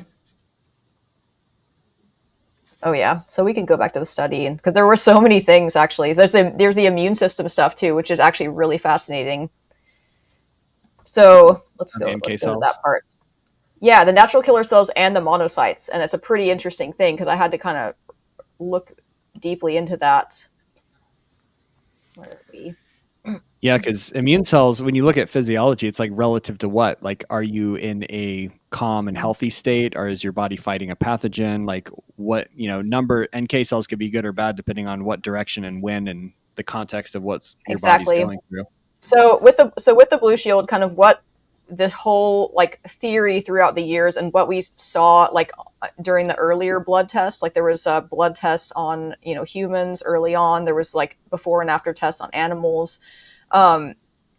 What pretty much we found was that the immune system, in the presence of harmful EMFs, the immune system views this unnatural foreign field as a physical invader, or it views it like a physical invader, like it's being attacked physically by a virus or bacteria, and it mounts an immune response. And this immune response, it's trying to kill the invader, and the invader is not physically present in the body, so it goes on constantly 24/7 until the immune system exhausts itself. So this is one way that the immune system is not responding correctly to the stimulus because it can't defeat this stimulus.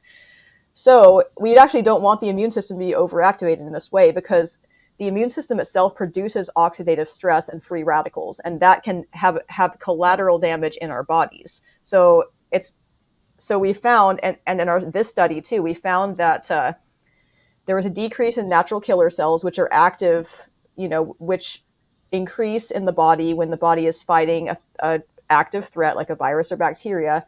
And there was an increase in monocytes. So the thing about monocytes is they circulate in the body when there's no active threat. The monocytes are at their highest levels. When there's an active threat that comes into the body, like for example, a virus comes in, the monocytes they don't stay in their basic form. They differentiate into either macrophages or dendritic cells. And that's what kind of creates this cascade of like the immune system ramping up to fight something that produces natural killer cells. So in that state, there's going to be less monocytes when there's an active threat, and there's going to be more natural killer cells. And our study showed the opposite. It showed an increase in monocytes in their basic form, and then a decrease in natural killer cells. So it's pretty complex, and you have to kind of look in, like have that context right there. There's two different immune markers that mean two different things, but they both mean basically that the immune system is more regulated and less it's not like in a attacking state. So we're less. So with the blue shield, the science says we're in less fight or flight. We're less triggered, Yeah. and there's and I could kind of intuit and see how this is connected. For many years, I've kind of sensed that in the presence of a lot of wireless and non-native EMF, it's exciting our cells, and like everything is vibrating in a way that is not natural, right? And we're having to do with, a, one particular cell, its membrane being invaded, or what's the word?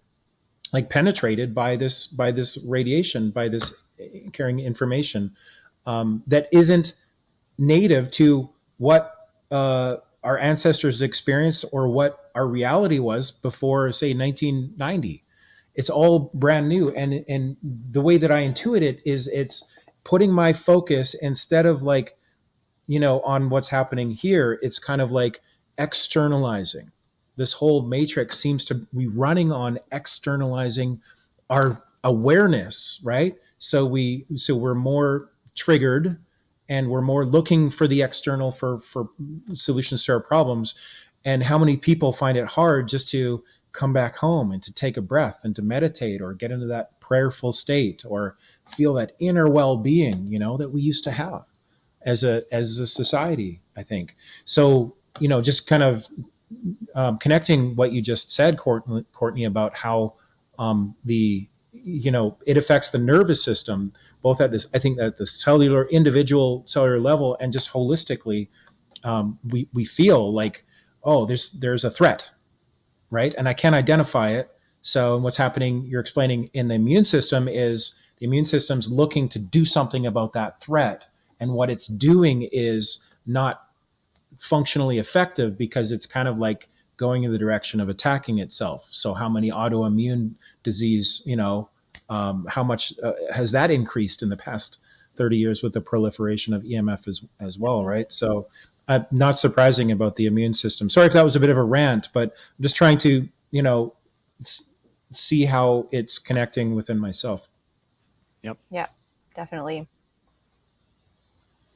Yeah, there's also a reduction in blood glucose. So everyone all the study participants had healthy levels of blood glucose, but it actually reduced it a little bit more. So we might have even seen an even bigger results if we had tested people who had unhealthy levels of blood glucose. I bet it would have gone down even more, but it actually went down in a statistically significant way during the study. And blood glucose is and insulin are strongly affected by the ATP-sensitive potassium channels. Right. And I think, if I'm not mistaken, Magda Havas did a lot of research with RF frequency with children and the correlation with blood sugar on that as well. Yeah, there's an article wrote on that, and that's a chapter in our book too. It's about it's about Magda Havas's research on diabetes, pre-diabetes, and insulin and glucose issues, which is currently in like basically a pandemic in itself, right? Yeah. Yeah, totally. Yeah.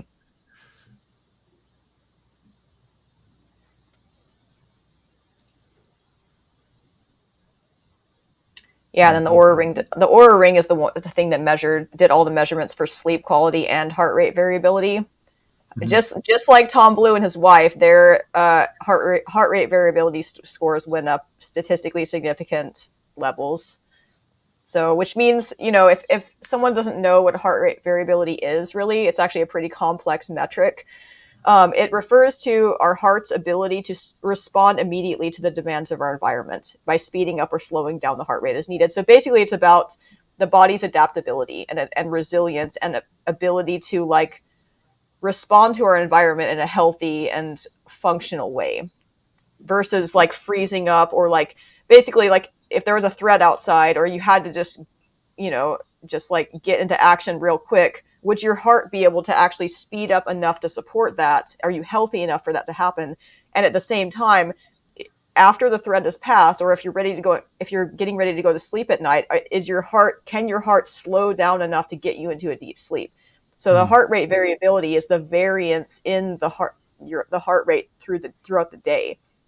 And those who are not very healthy have a very small variance, meaning they can't get up and go and they can't relax either. Sorry. Just really quickly, I'll just jump in on that. I know Joe Dispenza has been talking a lot about heart rate variability, and other consciousness sort of leaders and influencers and experts, as well as I have a, from Heart Math Institute, I have something that kind of connects to my ear, and you can see it's basically like a biofeedback device for heart rate variability. Mm-hmm. And it does seem really interested that when I'm connected emotionally and at a deeper level is when the heart rate is most coherent. The heart rate variability is most, not efficient, but optimized. So I've noticed for myself, there's definitely something to that making sense. Brandon, what you're going to say about it?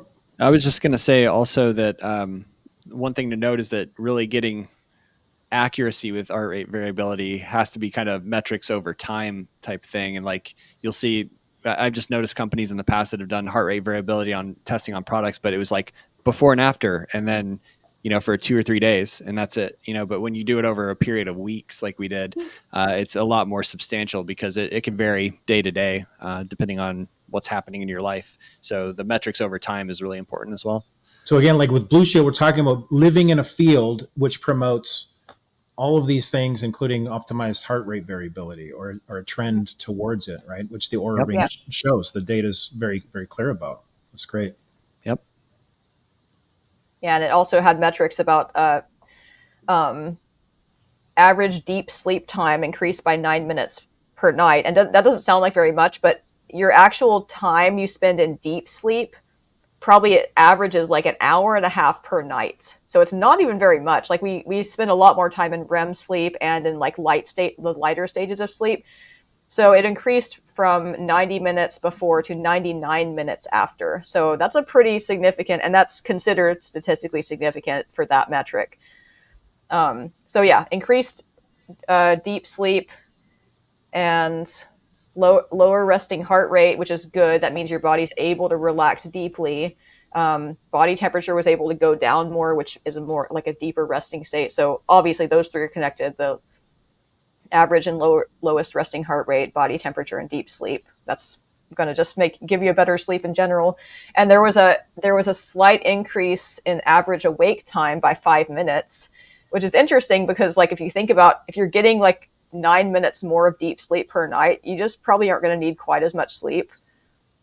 So that was interesting. They found that too. Wow.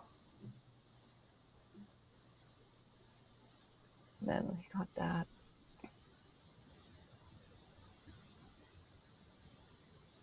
Oh yeah, and they also, so this study was done over a 12-week period. So it was 12 weeks of the Blushield, and they're given, each participant's given a self-reported health questionnaire I think 4 times throughout the study period. And the self-reported, their subjective experience of health and well-being went up also. Awesome. Yeah.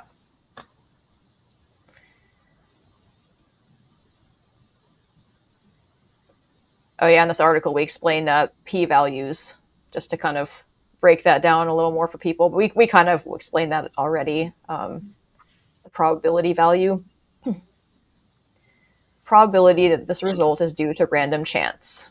Yeah.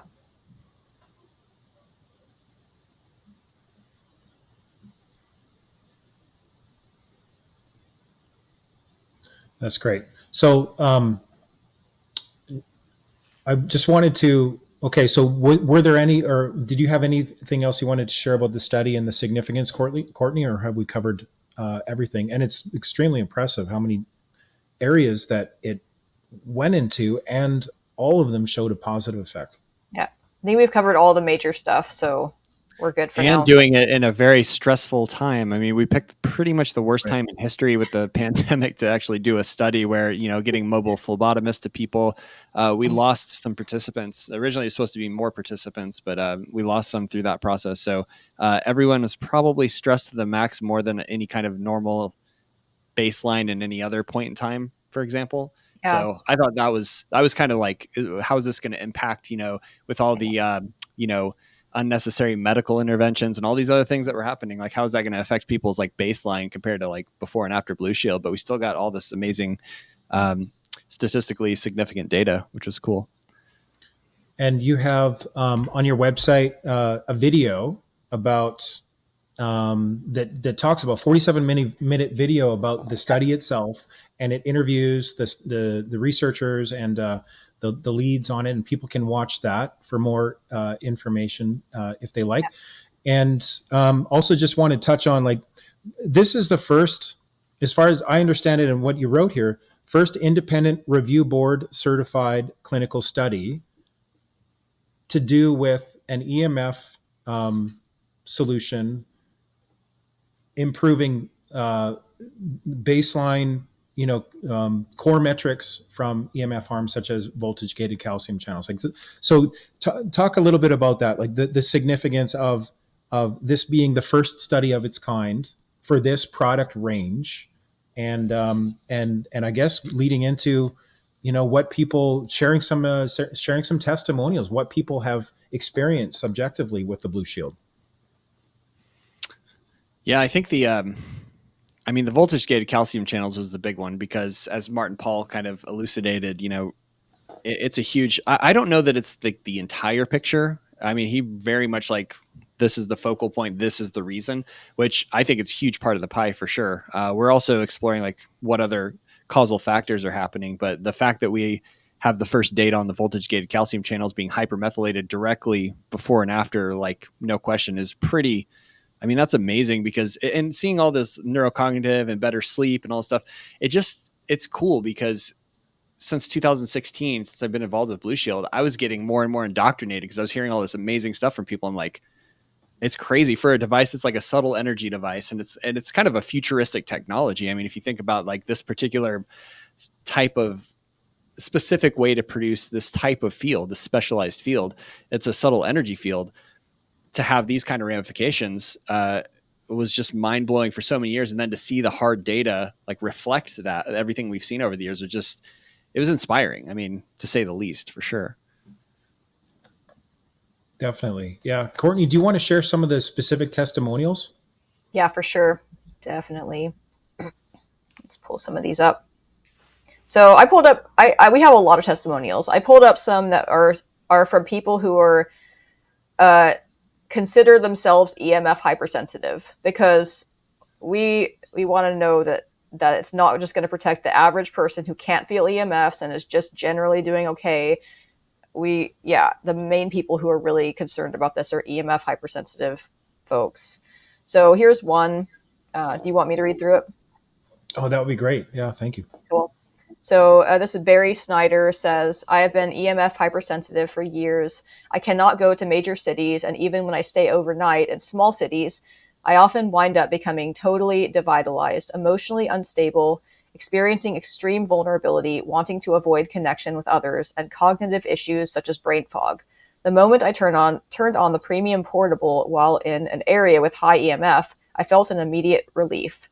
It was as though I was in a wooded glade in the wilderness. The feeling of joy and relief is hard to express. It was as though I was let out of a prison of limitation that I have had to live with for decades, having to avoid towns and cities even though I enjoy much they offer. I recently went to a small city with community-wide Wi-Fi, and I had the same experience. I felt absolutely wonderful, even as I do at home, which is remote and near no cell service. Thank you, Blue Shield. You have changed my life. Wow. And how does that compare to all of the body of testimonials that you guys get? And how many have you got? We have a lot of testimonials because we get product reviews all the time, and most of them are testimonials because they're really good reviews. So I have a lot of jobs with Blue Shield, and one of them is just like approving reviews on the back end, because you have to go through and approve them, and you have to approve them because the site will, or the site we use will kind of like penalize you in a way if you don't approve the reviews, obviously for transparency purposes. So I have to go in and read them and approve them. Sometimes I respond to them, because sometimes people have a question and they'll post the question as a review. So I have to just answer the question basically. But yeah, we have a testimonials page on our website, which are pretty much selected ones that we just really like. And then every single product page on our website, we have a bunch of different options, several options for home and portable devices, and each page has its own set of reviews, and those are the reviews that customers submit directly. And it's definitely fun to go through all those. And yeah, I mean, we really have mostly 5-star reviews, like very high percentage 5-star reviews.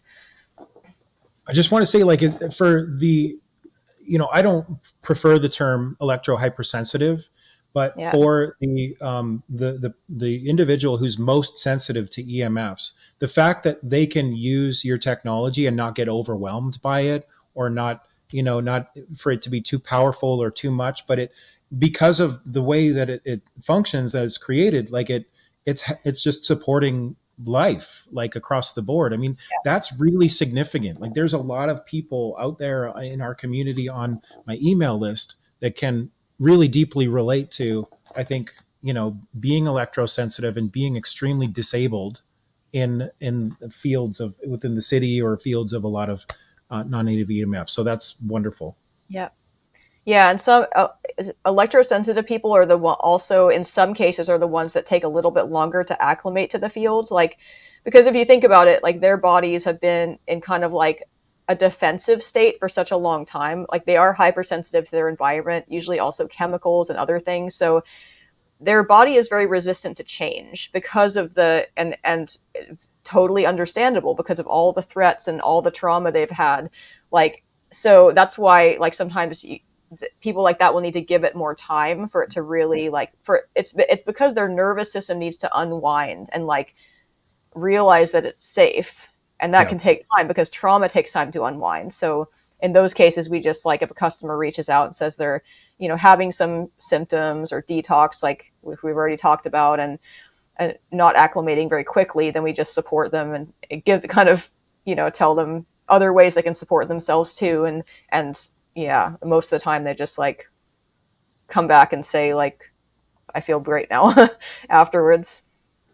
So there's another testimonial from an EMF sensitive person. It says, this thing is a lifesaver for me, worth every penny. I'm very sensitive to EMFs, experiencing brain fry, fog, concentration problems, nervous tension, and the like. I purchased the Premium Ultra a little over 2 months ago, and a few weeks after getting it, I am wondering if they turned the waves off, because I can finally think clearly. My brain power has normalized itself to where I feel human again.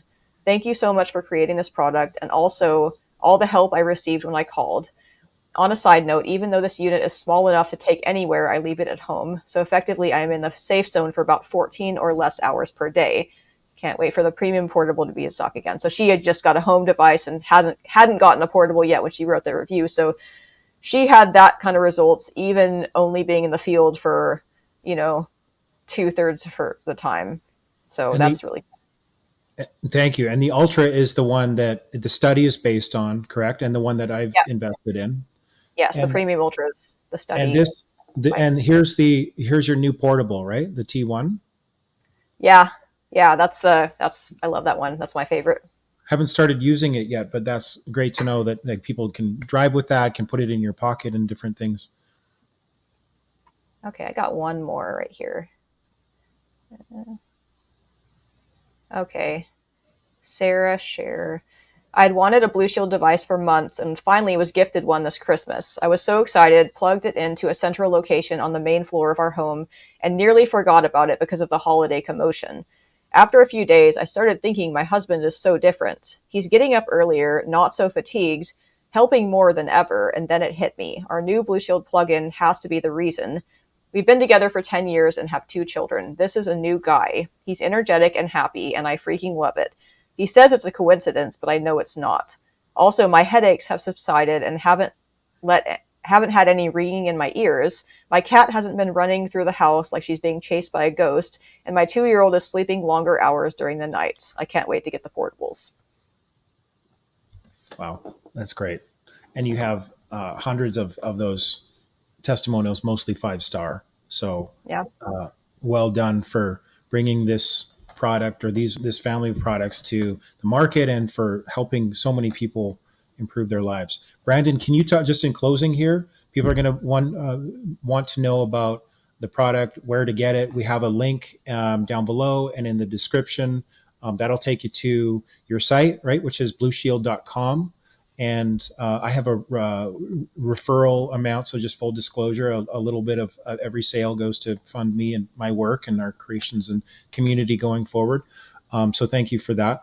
But Brandon, talk about how people can get one, what the price range is in the product line, and their next steps if for those that are resonating with this. Yeah, absolutely. So at blueshield.com, the best place to start is the start here page, where basically we use a metric, which is a website called antennasearch.com. And what you do is you just plug in your address and it'll basically tell you how many cell towers and antennas are in your area.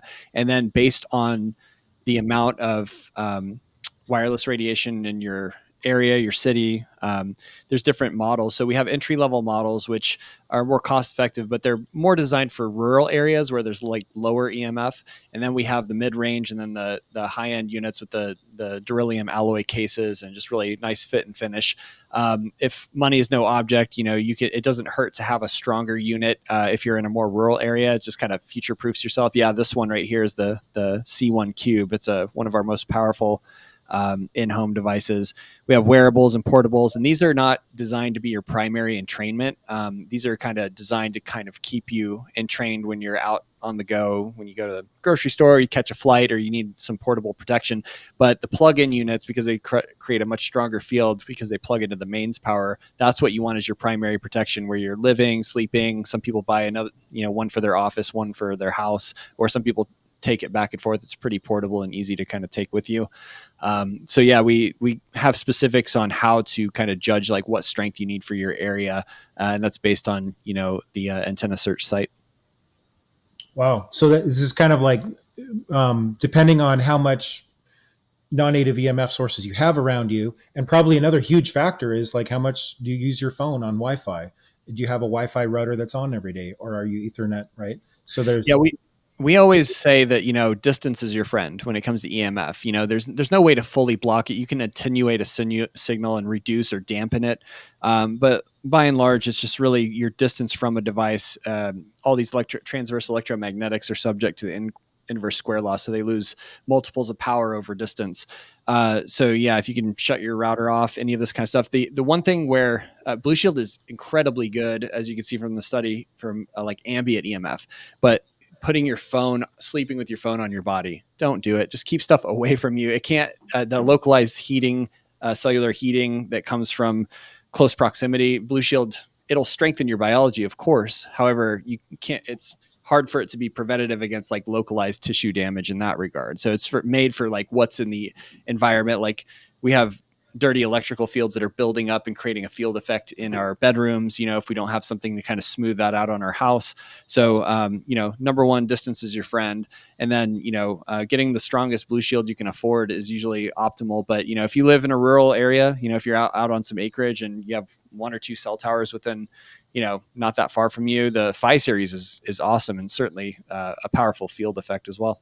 So it's not, is this what you're saying? And this is kind of my philosophy too. Like, nothing is a silver bullet. Like, this isn't a silver bullet, but no. What it is it helps to create a naturally aligned field, which helps you significantly get to a new baseline in health, vitality, wellness, consciousness, like it's helping people become the best version of themselves, right? It's not basically saying you don't need to be responsible with technology anymore, or it's not, you know what I mean? Like it's, yes. Yeah. Another way to say that is it makes your body's endogenous signaling more self-referential. So versus, when we have a lot of chaotic noise on the line, so to speak, these distortions, this improper calcium signaling that's happening in the body doesn't send clear signals. And if we can be more self-referential, that has multiplicative effects across cell membranes, across genetics, like the whole gambit. And that's really important because, you got to think of your body as a circuit. I mean, basically the body acts as a nonlinear capacitor. So you're absorbing static charges, incoherent fields, but you're also, if you're out in nature, you're absorbing natural coherent fields, scalar fields, all this kind of stuff. So it's really about Blushield making your body more able to generate and transmit a cleaner signal with no noise. So your body becomes inherently has a better feedback loop, and it becomes more resilient and strong within the presence of other incoherent fields in your environment. Yeah, excellent. So just wrapping up here, this is an investment. It's a one-time investment that the product then works and runs and provides benefit for years, right? And so if someone's coming in and they're looking at this and they're like, well, I don't know if I can afford it, I'm not used to investing in myself or my health, and maybe they've spent most of their money on issues after they happen, right? Symptoms and things after they get to a certain point where it's a crisis, acute situation, and you need surgery or you need, some other intervention. This is not only dealing with people who have existing issues, but it's also preventative, right? So maybe touch on that. Like what's a good mindset for us to take away here in terms of like the price range, if you want to actually outline what the price range is, and the best way that we can look at investing in upgrading our life with a Blushield.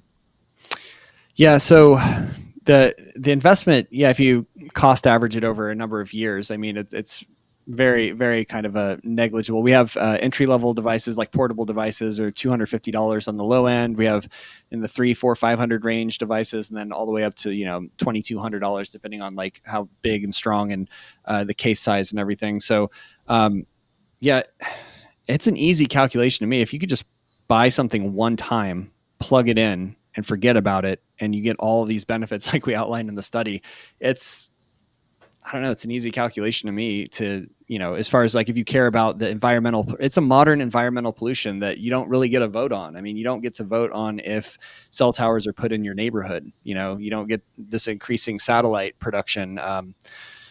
It's just one of these things where you're going to have to address it at some point, in my opinion. And this is just a tool in the arsenal. Again, we've outlined, Qigong practices that, are really great as far as like enhancing your bioscalar, your biofield, becoming more self-referential, relaxing, allowing qi and blood and lymph to move in the body, dietary supplements that are quench oxidation, that kind of, balance out calcium levels like magnesium, adaptogens that regulate these physiochemical responses. There's a lot of things you can do, and you can stack all of these. But to me, like Blushield is just a simple, like a modern solution that, again, like what I said in the beginning, I want a lot of this other stuff to work, but as far as efficacy and practicality, like, you can't live if all points in time and space are connected, you can't live in a cage. You can't isolate yourself, and you're isolating yourself from natural beneficial electromagnetic radiation from the cosmos, from the earth, the magnetic fields that are really good and healthy from your body.